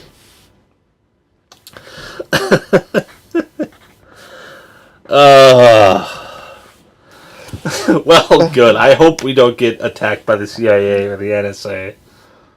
Any of those, or any three-letter organization, any alphabet soup or the going KKK, on. Yeah, it's just none of that. Or PETA. Yeah. Any other terrorist. PETA has too many letters. Yeah, they're still a terrorist organization. Fucking monsters. Man. Okay, speaking of monsters. Okay. The Witcher 3 came out last I saw week that. or something. Game. Yeah. And I was looks like a cool video game. It does, and I was watching some gameplay videos. I tend to not play a lot of video games, but I'll watch some videos. I'll have it playing like an iPad while I'm doing laundry or cleaning the kitchen or whatever, just to having playing. I came across one of the most disturbing scenes from watching this. Essentially, one of the storylines is as the character, I think the guy's name is Garen. Okay. Or something like that. That's The Witcher. I've always been intrigued about playing The Witcher games, just never. Yeah, and you're helping this Baron whose wife... Baron Garen? No, different guy. But his wife and daughter... So Garen and the Baron. ...disappeared, and he wants you to help find them. Okay. The Baron asked Garen. Through a bunch of this goings on, you find out that, the Baron really likes to get drunk a lot and beat the hell out of his wife. Okay? Nice. Well, essentially... one night he beats her and she ends up having a miscarriage. Okay, kind of like just right there all over the bed sheets and stuff like that. That's gross. Yeah, so while he's passed out, the wife and daughter bolt. They take off. All right. So the Baron ends up coming to in the morning, and he finds the remains of the child. Yeah. Sitting there. So he just kind of ups and takes him out like in the woods and buries the aborted fetus pretty much. Well, that's gross. Yeah. So what ends up happening is because this is a magical world, this fetus comes to life as this demon thing, and starts like killing other pregnant women. It's horrible. It is. And at one point, the Witcher and the Baron have to go out and find this thing, and there's this mini demonic fetus crawling around on the floor. Oh, I'm never playing this game. It's all like dark purple and has multiple rows of teeth and this big long venom tongue kind of thing. Oh. It is horrible looking. Who designed this thing? It's just the fuck. And you have to get this thing, and it turns into this specific kind of demon. And if you take it and you like bury it back like under the threshold of your home, and give it a proper burial with a name, it can be transformed into this other spirit that then becomes like this protector kind of thing. Okay. But it still looks like this demonic aborted fetus. Ugh. And it's just... I was watching it earlier today, and it's just creepy. I'll see if I can find the picture real quick. But it was just... This is a weird game. I don't really want to see a picture. And got full frontal nudity of boobs in that game as well. Oh, really? So it's like the drastic, one side boobs, which are always good even in video game form, and demonic aborted fetus on the other end. Yeah, that's terrible. It's that is awful. I don't. It's not good. Demonic aborted fetus. I'm all right. Yeah, I could have done without that. I got a picture. You ready? Yeah. There we go. Man, I'll have to link to this in the. Of course you will. What the fuck? It's terrifying. You know what it looks like a little bit? That's Garbage Pail Kid. Stitch from Lilo and Stitch. Kinda. Yeah, it does kind of look like Stitch after he passed through the hell dimension from Event Horizon. But it's like, that's just creeped me out, man. Ugh. Oh, man. Well, that was horrible. Should we end on that note? No. Should we end on the horrid note? No, we're not ending. What are we doing? It's time. It's time. Time for the best part of our show. It's time for lunch. No, it's not Bubble Guppies. It's not Bubble Guppies. Come on, Mr. Cooper. It's time for lunch. It's time for lunch. What time is it? It's time for lunch. It's lunchtime. We have children. Both of us. Not together, separately. We're both married to women. It's time for our weekly stroll through the wonderful world of crowdfunding with our Kickstarter projects. And I'd like to retire a few more. We need to find some music to play under this. Yeah. Like the in memoriam music for the Oscars. Yep, that is exactly it. Right, take that note because I'm gonna forget. We need the in memoriam music from the Oscars, or something very similar. So, we're now gonna retire our oldest Kickstarter project. That's still going. Or was going. Dragnet of Spies. He got his $500 from one person. His mom. And it's over. Mm-hmm. The Kickstarter project was successful. Congratulations, Bradley Egren. Congratulations, sir. Yeah. Congratulations. More power to you. And as a continuation from our last one, I apologize for any negative things I've ever said about you. You clearly are a genius among men when it comes to Kickstarter film projects. Now, on to the least surprising successfully funded project, The Naked Pixel. They they had like 800 and some. Yeah, they successfully. I'm taking one more stroll through the pictures themselves. Oh, the nudie pictures. Yes, yeah. I gotta look one more time. Yep. Yeah, but they were successful. 42 backers. They ended up with $888. out of their $100 goal. Congratulations. That is a successful Kickstarter. That taught me it. If that has taught me anything, hot naked women will sell. So right now we're betting a 666. 666. 667. 667. We'll round it up. Meat pies didn't go. Yep. But Brad the Egrin and the Naked Pixel. Congratulations, gentlemen. Now, it's my favorite fucking Kickstarter. Gold's Premium Peanut Butter. Stopping back in. He has 6 days to go. He still has one backer for $38. He's a little short of his $3,100 goal. Just a little. Just a little. But doesn't he hasn't updated anything anymore. I bet he's given up. There's still 6 days.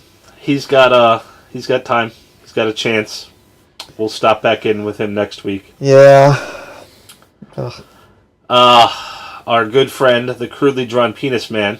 Which we have promised, if he gets his $5,000, we'll put him to $5,040. Yep. That still stands. 7 days to go. One backer, $1.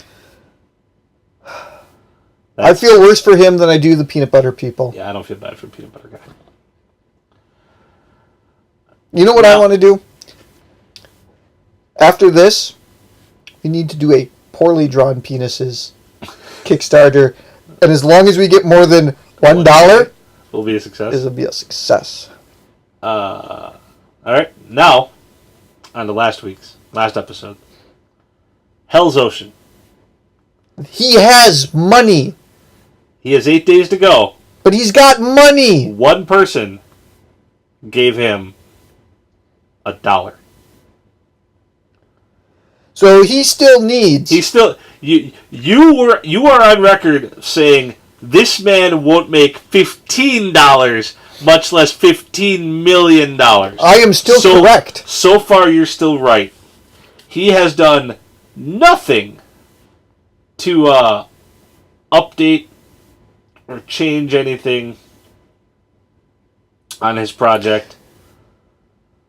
But somebody gave him $1. But he got $1. But they didn't get the reward. But they didn't get the backer reward. This is very confusing. Because they didn't go down to... they didn't select a reward. They just chose to give him $1. Somebody gave him a pity $1. That's fine. What's funny is, they actually won't get that $1 because the project won't be funded. Correct. So that is the difference between Kickstarter and other crowdfunding. GoFundMe, you get every $1, no matter what. So Frederick N. Wilson Jr., I don't think you're going to make $14,999,999 in the next 8 days. If you do, I will fly to you and shake your hand. I will give you a congratulations over the internet. I will find a way to get to you. All right. Well, now I have really no feelings on Hell's Oceans. No, you were dead inside. I was dead inside for that. Now, this week, these two. Well, one of them has resolved itself for me. Really? The other one I was going to look at, canceled 36 minutes ago. Oh! So I don't have to worry about that one now. God damn. Oh, that might be the better one. The decision has been made for us. Great. You're gonna give me a hint of what it is first, so I can call it up. Well, it's food based. All right. Well, just tell me what the name of it is, so homemade nuggets stuffed with hope. Parentheses cheese. By Thomas Poland. Hang on. Okay. Tappity tap tap tap. Loading. Your Wi-Fi sucks. Homemade nuggets. Loading. Stuffed with hope. Aha! There we go. Found it. Got it. It's loading. Homemade nuggets stuffed with hope. Parentheses cheese. By Thomas Poland. Young Thomas here. Young Thomas is correct. Young Thomas is asking for $300. Okay, realistic. Wait, is this a video? It may be. We haven't played it yet. But first, his goal, the headline of his project, is my goal is to change the world economy by baking nuggets stuffed with cheese. He will be doing pro bono work for homeless vets.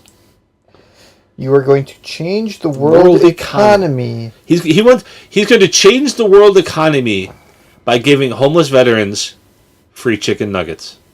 No. That are stuffed with hope. No, he's going to change the world economy and give vets free nuggets. Oh, the world economy will be changed simply by baking nuggets with cheese in them. And he only needs $300 to do it. This man is clearly a visionary. About this project. All right. If I meet my goal, I will go to Walmart, buy as much nugget supplies as I possibly can. Go home, make the nuggets stuffed with cheese, then wrap them up and drive around in my minivan and pass them out. I will also be filming my adventure and gather real-life testimonials on how the power of nuggets helped them overcome their adversity or hardship. If you have any questions, feel free to call or email me. My phone number is clearly listed in this Kickstarter. I am so torn right now. Oh my god. I want to read it. Can I read it? No. Can I read it? No. People can find it on their own. We do not need to add to this. His phone number is in the fucking project. Go now. Call him. Can I call him? Well, can I want to call him. Fucking hate you. Tell you what. I'm not going to call him now. Can you text him? I'm not going to call him now. No, don't call him now, but at the very least... No, I'm not going to send him a text. I'm not going to call him now. What I'd like to do, I'm going to do this. Because you are not prepared for me to make this phone call. No. You are not mentally ready for this phone call to be made. No. But what I am going to tell you is, if that phone number is on this Kickstarter 7 days from today, when we do the next episode, God damn it. We're calling him. And did he give his name? Thomas Poland. Oh, yes. God. I'm calling him. He has 7 days. Mr. Poland, you are on notice.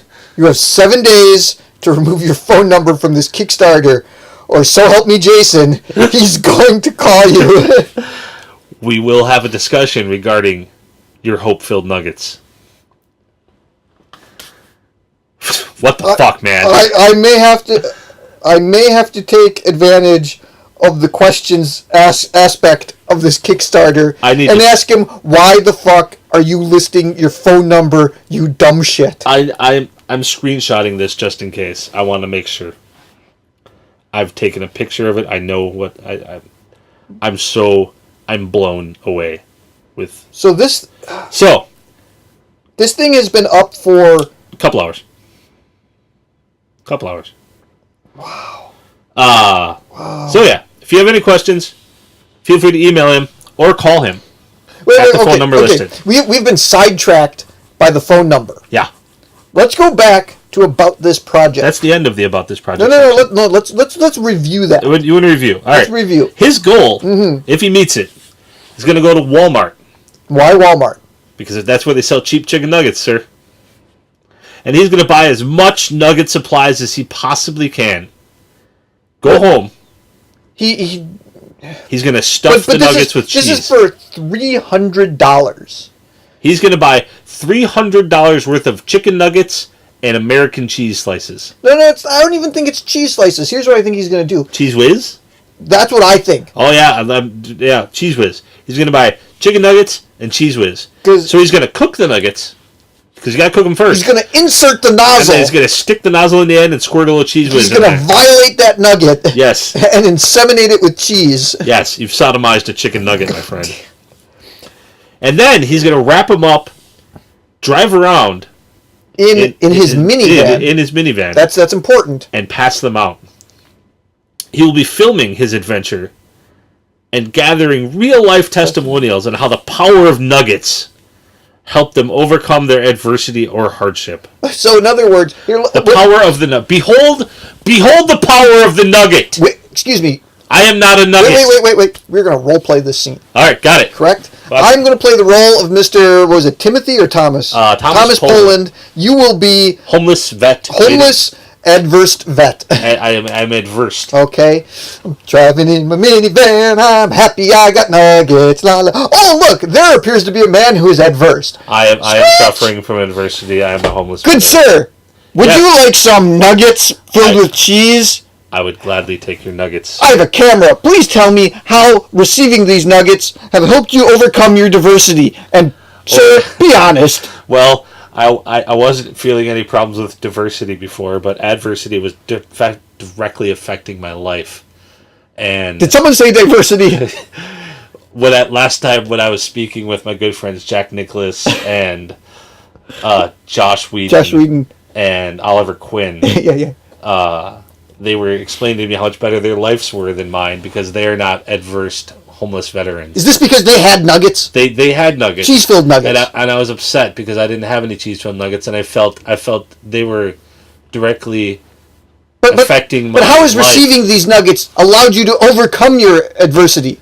I feel better. I feel I have food. I have food in my hands. Right now, you've had them for 30 seconds. I have food in my hand. I'm going to eat the food. How have you been successful since having these nuggets? It has bettered my existence. I went from not having nuggets to now having nuggets. Fantastic! This is a success. Thank you. Squid!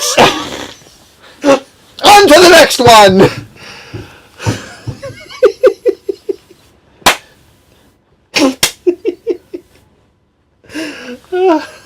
What the fuck, man? What the fuck is that going to accomplish? You're going to throw chicken nuggets at homeless people. That would be a more entertaining video. Not just homeless people. Just people. If you were just driving down the street throwing chicken nuggets out of a moving minivan at people, that's called jackass. You know what? I would pay money. I'd watch that YouTube video. I would give you money if that's what you were doing. If your goal was to throw chicken nuggets at people out of a moving vehicle, that would be entertaining as fuck. But no, his goal is to change the world economy. That's just retarded. That is ludicrous. You're insane. Oh my god. Now, on to the best part of these projects. God damn it, man. Risks and challenges. Because what possible risk could he encounter in attempting to change the world's economy? By distributing cheese-filled chicken nuggets? What is a potential risk or shortfall to this plan or the goals of this project? The first one I experienced was the fact that I don't think $300 worth of chicken nuggets is going to change the world. It probably won't change more than 3 or 4 people's lives. But I mean, honestly, $300, it's a lot of McNuggets. Yes. So, his risks and challenges, as he knows. God damn this. These nuggets may fall in the wrong hands. And by wrong, he means evil. The nuggets could be bad. You don't want to say your product is going to be bad. Or the nuggets may possess supernatural properties. What in the blue hell are you doing, Thomas Poland? You are a fucking idiot. Now, I congratulate you for having 1, 2, 3, 4, 5, 6, 7, 8 reward levels. And I'd like to go through them now. For $1, he will send you a pic of a homeless vet eating nuggets. The second one makes me angry. For $3, he will mail you a replica nugget. How? What is the fuck is a replica nugget? Are you going to make it out of Play-Doh? Are you going to draw a picture of a nugget? A replica nugget? For $5, he will send you a video of his mom eating a nugget. If your mom is hot, that may find a place on the internet. If she's hot and she's naked and she's got huge boobs, that score, dude. Put it on YouTube, you know. For $20, I'll send you the super secret recipe for the nuggets along with a picture diagram of how to eat them. Oh, he's limited this to 5. $50 or more. You will be invited to his home to make nuggets with him and the, quote, homies. You can crash on my couch, but you have to pay for the trip to my house. For $100, he will Skype you and we can talk about your feelings. For $500, he will write a haiku about how much your support means to him. And for $1,000, he will come to your house, make you nuggets, wash your car, but you must pay for his plane ticket. Bus ticket. Or bus ticket. So he would get a bus ticket. Yeah. Oh my God. There's a video on here. I saw it. I don't know what this is gonna be. It's a minute long. It's him. Yes, I see that. And you know what? I would typically say... Looks like Seth Rogen. I would typically avoid this, but Mr. Poland deserves to have this played. Yeah. Well, we're gonna turn up the audio here. Yeah. Hopefully this comes through. Oh, it will. At worst, if it doesn't, we'll still provide the link. Yeah, we're let me get prepared here. Let me get the sound turned up. So we're gonna play this. We're gonna play this now. I'm embarrassed for him. Hi, my name is Thomas, and I'm the frontman for the Crusade for the Global Nugget Initiative. My project stands behind a simple yet life-changing idea. The Global Nugget Initiative. The GNI. He's the front man. You're the front man. There are more people involved in this. So there's behind the scenes. There's men in the shadows. Everyone deserves free nuggets. Everyone deserves free nuggets. Life sucks for most people, but you know what doesn't suck? Sucks for me. Free nuggets. Nuggets stuffed with cheese. I gotta listen to this. Nuggets. I'm on Kickstarter today to ask you for your help. And I know what you're all thinking. Besides the awesome rewards listed below, Why did you shoot what's this in it for vertically? me giving all these people I don't know nuggets? I'll tell you. Saving the economy. Did you know it's far more likely for someone to get a job and pay taxes with a bag full of nuggets versus people who don't have nuggets? Now, I'm not a doctor or a scientist. No shit. Or a statistician, and I don't even know if this is true. Statistician. But you know what I do know? Statistician, you ass. I guess I can't complain about pronouncing words. No. It might be true. I have a gut feeling that maybe it could possibly be true. You were I guess that's mind-blowingly it. painful. Nuggets are cool. I like turtles. Okay. What the fuck? Why? Why? Why does this exist? How do I keep finding these? You know, It shouldn't be this easy to find these. But the internet is a strange and wonderful place. well, in here, I mean, I can only assume both this and Hell's Ocean is just a joke. They have to be. They have to be a joke. These can't be legitimate. They're so mind-blowingly stupid that it saddens me if there's even the slightest bit that these are real. I really hope Mr. Poland here has put this video on as a joke, and the phone number is really to the Quickie Mart, at his local town. You know what? I'm looking up the phone number. I gotta know.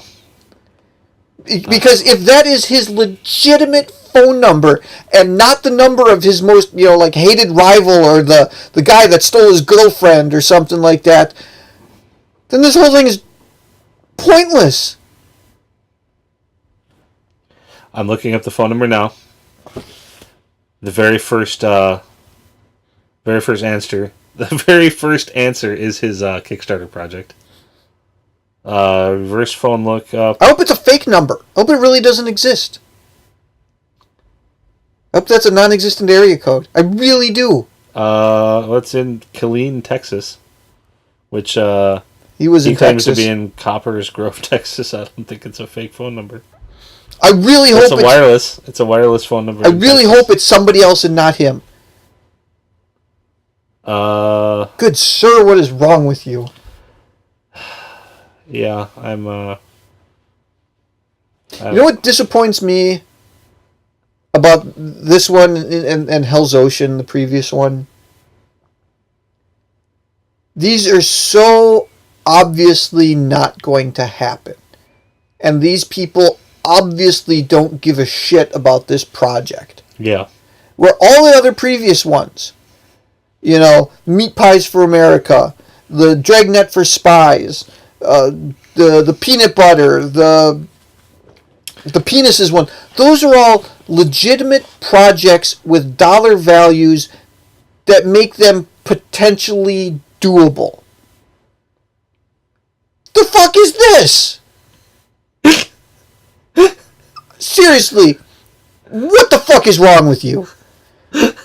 You have essentially just wasted our time right now. The amount of time we've spent on this is way more than this project deserves. Very true. But I don't fully go through them. I skim it, I read the headline, and then I just wait. So we experience this for real as we go through it. So all of our reactions are legitimate. God damn it, man! Now you're just pissing us off. You've wasted our time.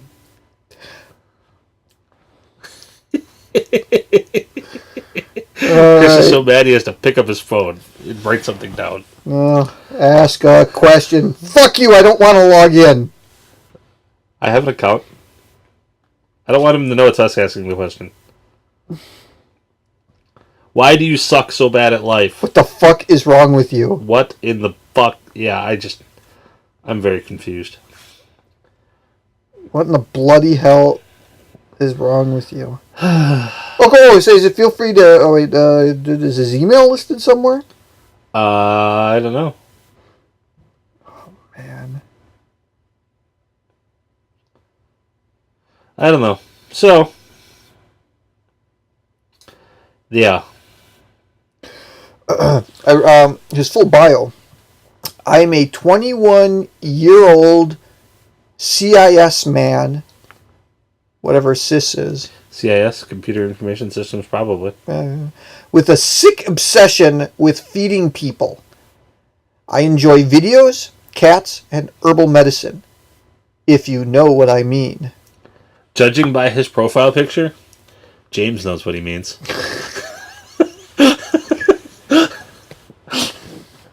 You know what? I'm going to his Facebook page. He has 242 friends according to this. I see that. I need to be there. I'm gonna send him a message on Facebook. Why are you a fucking retard? Take your phone number off your Kickstarter. And what the hell?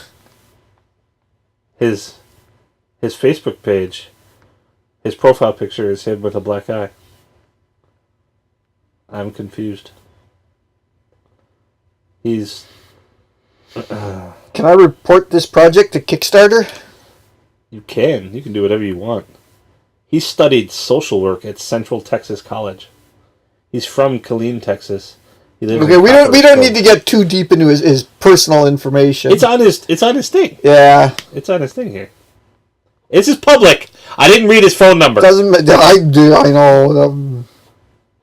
I looked up his phone number. It says it's the cities are Copperas Cove, Texas, and Killeen, Texas. He has a picture of himself. I think this is a picture of someone in here that says that they need fat acceptance because I can be healthy and queer at any weight. I don't know about this guy, man. I don't know.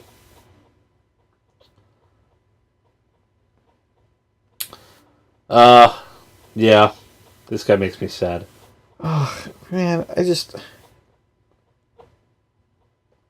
His everything, his whole world is very confusing. I don't know. I'm lost.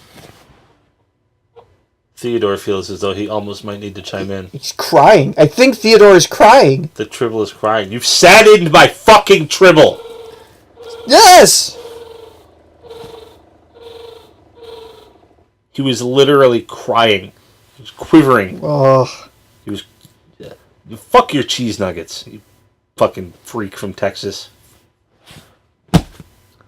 Man. I think it's time. I'm done. I can't...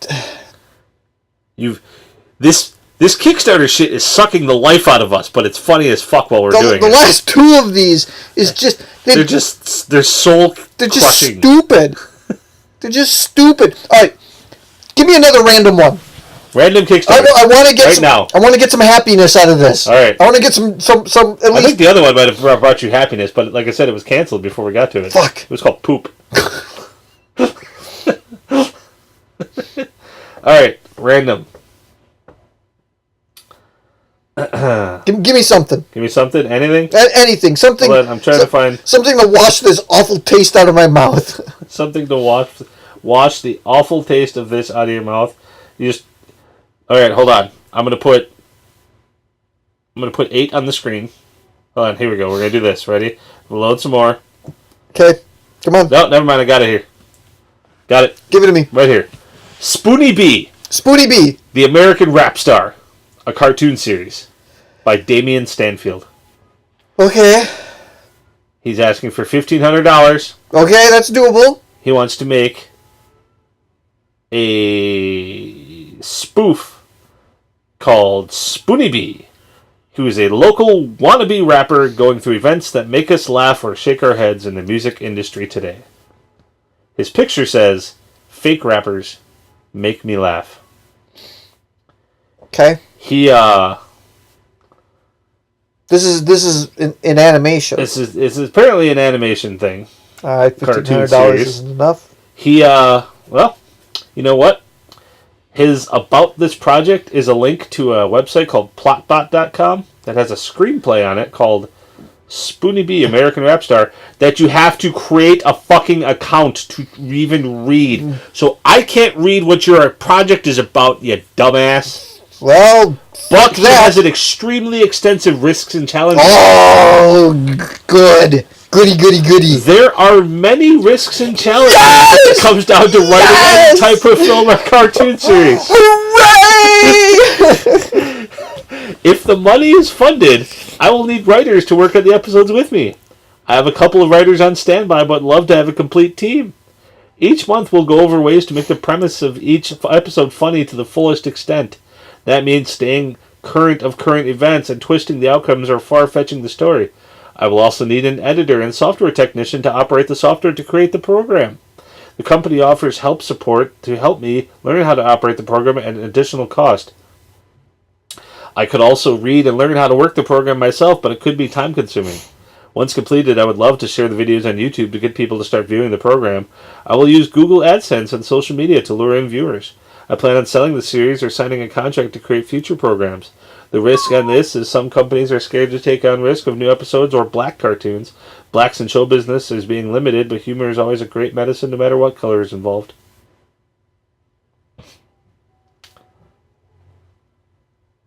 Okay, congratulations for listing out a whole bunch of, well, not really risks, but more information. Yes. He has one reward level backer.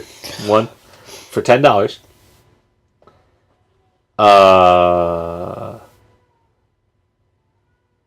You don't get anything, but you don't get it. He wrote a lot of stuff, but I'm trying to raise money or even partnership on my projects. I have 13 episode premises ready to go and ready for work. I'm hoping to sell the rights to a production company or sign a series contract. The money that's posted is only for a program software that's used to make professional-looking cartoons. I will still need other assisting to complete the series. I'm willing to give back money to the people that donate or share the profits with partners. So he's not giving you shit. $1,500 is essentially for the animation program. Pretty much.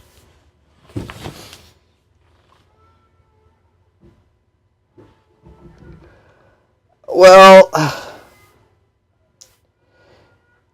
you do realize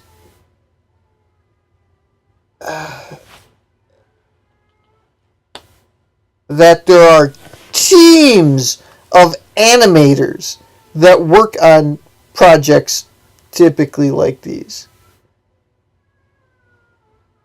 Yeah. There is a whole that is a whole art form.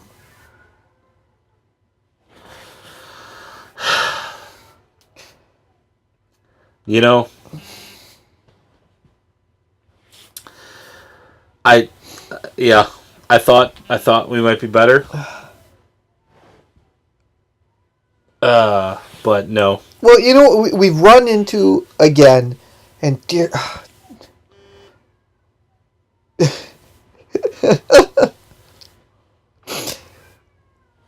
It is a complete lack of research and understanding. Yeah. You know, some of these people look like they have their shit together. I'm obviously picking ones that look like they might be sketchy on purpose. But, you know, Okay, let's. I don't want to make fun of, you know, people that are trying to do a heartfelt thing. Right. I'm looking for ones that look like they might be sketchy. Jesus Christ. We need another Meat Pies for America. That one was, in hindsight, awesome. The guy had experience dealing in a degree of food service. He had a plan. He had an understanding. He was asking for a legitimate amount. It's just nobody cared about it. Yeah, but give a shit. It was, and we got a good 20 minutes on Meat Pies, so that's always good. You know what? There's a woman with a dream here. Let's hear it. I can't read. Casina leave. Okay. Looks like Kakin Olive. All right. That apparently is her name. Olive. Gotcha. KACINOLIVE. Tour the world. Okay. By whatever that word is. She's asking for $20,000. Okay. She has a video. Okay. Touring the world and sharing my gift is what I was put on this planet to do. Help me raise the money to fulfill my destiny. She has 59 days to go.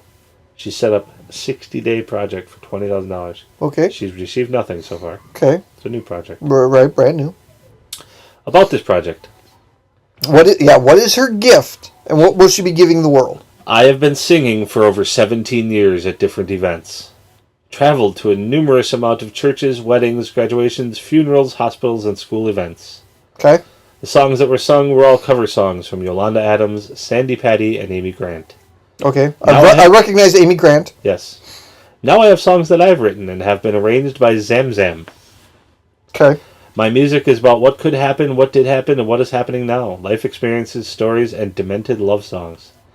In the past, I worked with different individuals for composition pieces and music arrangements for me. Recently, I've stopped working with anyone. I know the best way to do music is alone. I need a band. I need a band, studio, and sold-out concerts. Those two sentences don't fucking go together. The best way to do this is alone. I need a band. Even thinks you're fucking stupid. Man. You know, we were with your dream. I was with that. You had a dream. A black woman had a dream, and she was going to get her dream fulfilled for $20,000. And then you were dumb. Okay. Anyways, keep going. Keep going. It's one speed bump. We can go over the speed. She needs a band, a studio, and sold out concerts. What? The, I need to tour the world. The world needs to hear me roar. I sing all the time. It's time to stop singing to myself and let the whole world feel my art, which is music. Singing is very therapeutic, along with simply listening to music. My mission is to tour the world and gain the fan base of trillions upon trillions. That will be easy to open up in Las Vegas in my own dome. There's only 8.5 billion people on the planet. Is that what we're up to now? Yeah, something like that. Hold on. I think it's like 6.5. I thought it was way more. I thought it was only 6.5. Hold on. Current thought we kind of Earth, plateaued a little bit. 7.125 billion. Yeah, I was closer than you were. Whatever. But All right. Her mission is to gain trillions upon trillions of fans. all right, so she wants to be the real Wild Stallions. Yes. To bring the universe together in harmony. Yes. And be excellent to each other. Yes. Kids, look up Wild Stallions. Bill and Ted's Excellent Adventure. So that will be easy to open up in Las Vegas in her own dome. Like Biodome? I don't know. As if I am in a giant birdcage singing to the world. This time, my voice won't be captured. My voice won't be captured by the deviant one. If you love my music and believe in the power of music and singing therapy, help me tour the world and bring us what we need to survive another day, another moment in sanity.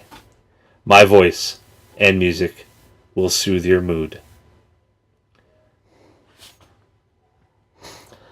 I need to take a moment because these are starting to give me a headache. How will this $20,000 be utilized? Well, I'd like to read you her risks and challenges. We didn't even get to the risks and challenges yet. Yes. Okay, all right. Risks are taken daily in this business due to misinformation. I am good at multitasking, and I have been most of my life. I do my best to think positively about each unique situation that occurs in music life. Life is like a real live roller coaster. Issues arise all the time to be efficiently resolved by a solution. I know that it will be a journey to reach the status to tour. Then to go on tour, there will be a lot of arrangements that will need to be made. I will take this adventure one moment at a time.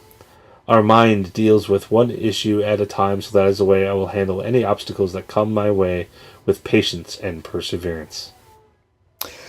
You know what that sounded like? Every single athletic interview after the big game. I just had to go out there and give 110% and, play well. My team, team really rallied around me, and just giving 110%. It's fucking Brendan Fraser's most games. That is the greatest speech of all time. We're just, take it one play at a time, and, just had to make all the baskets, make all the shots, just give it 110%, It's team effort out there. It's not just one person. Yeah, so it's a team, That is essentially what she said. Yeah, I love Bedazzled. That's a great movie. Kids, look it up. Because Elizabeth Hurley is fucking hot. Yeah. That was over 10 years ago, right? Yeah, I think. Yeah, kids, look it up. Yeah. So, her oh God, her rewards. All right, pledge $1 or more. I'm going to take a moment. I'd like to add a commentary, a social commentary, as it were. I had hope. I had a dream. You did. I had hope. I picked this project because it looked like a thing. It looked like a real, honest, sincere attempt to be something. To have a project. To have something. And I've happened upon another fucking retard. Trillions and trillions of fans. So you can be a bird in a cage in a dome in Las Vegas. You fucking nimwit. Your rewards. You know what? For $1. You know what? You're the rewards guy. I'm the risks guy. Yeah. For $1, you'll upload a personalized, dedicated CD to upload. The words you wrote were, quote, upload personalized, dedicated CD to you upload. What the shit is that? It's not even fucking English, you maniacal twit. So in other words, every person that... How are you going to upload a personalized CD, you dumb motherfucker? Where are you uploading a CD to? It's a CD. It's a physical fucking... It's a compact disc. It's round. It's the size of my hand. I'm shaping it. Wait, will every song be unique? Apparently. That is... Her and Zamzam have got it fucking under control. So in other words... Hold on. We need to power through these here. If there's 20,000... If 20,000 people give $1 and they get their personal CD, it's 200,000 songs. 10 songs a disc, yeah. Yeah, I didn't need a calculator to do that. I do. I don't do math on the fly. It's fucking add a 0 again. Nah, fuck that. If you're timesing it by 1, it's itself. If you times by 10, you add the 0. Blah, blah, blah, blah, blah, blah, blah. It's not that Blah, blah, blah, blah, blah, blah, blah. For $5, she will send you, quote, I'm not even going to read I'm going to read them exactly as they are written. Verbatim? Verbatim. Quote, I will send you food photography for your refrigerator of the foods that I eat. Upload it to you. She's going to send you pictures of the foods that she has in her fridge. For $10 more. For $10. For $10, you can be a credit in her music video and she will send a shout out to you on the music video. At least it's music related. For $20, she will make a 3-minute video where she answers questions that you ask her. For $25, a custom fit poem using the letters of your name. For $50, she'll call and talk to you for 30 minutes. For $75, I will perform a live show on video upload to you.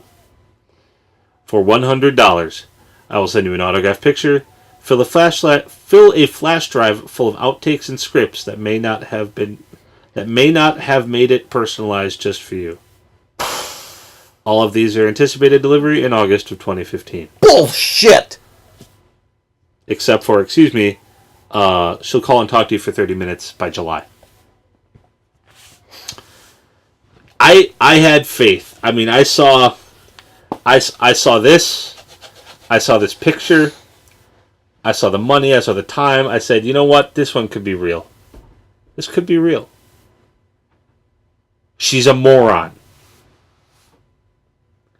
Her and her trillions and trillions of fans in her birdcage biodome in Las Vegas can all go collectively fuck themselves. With a fucking barbed wire baseball bat. That is my opinion on your dumb motherfucking piece of shit goddamn Kickstarter project. You pissed me off. I tried really hard. I try purposely to find stupid ones for our show because they're funny as fuck. I thought I found a good one. I thought I found somebody real. I found an honest to God fucking idiot. Trillions of people?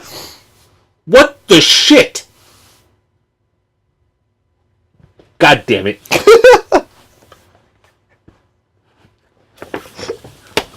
It's time to wrap the show up now. We're done. Show's over. Have you had fun?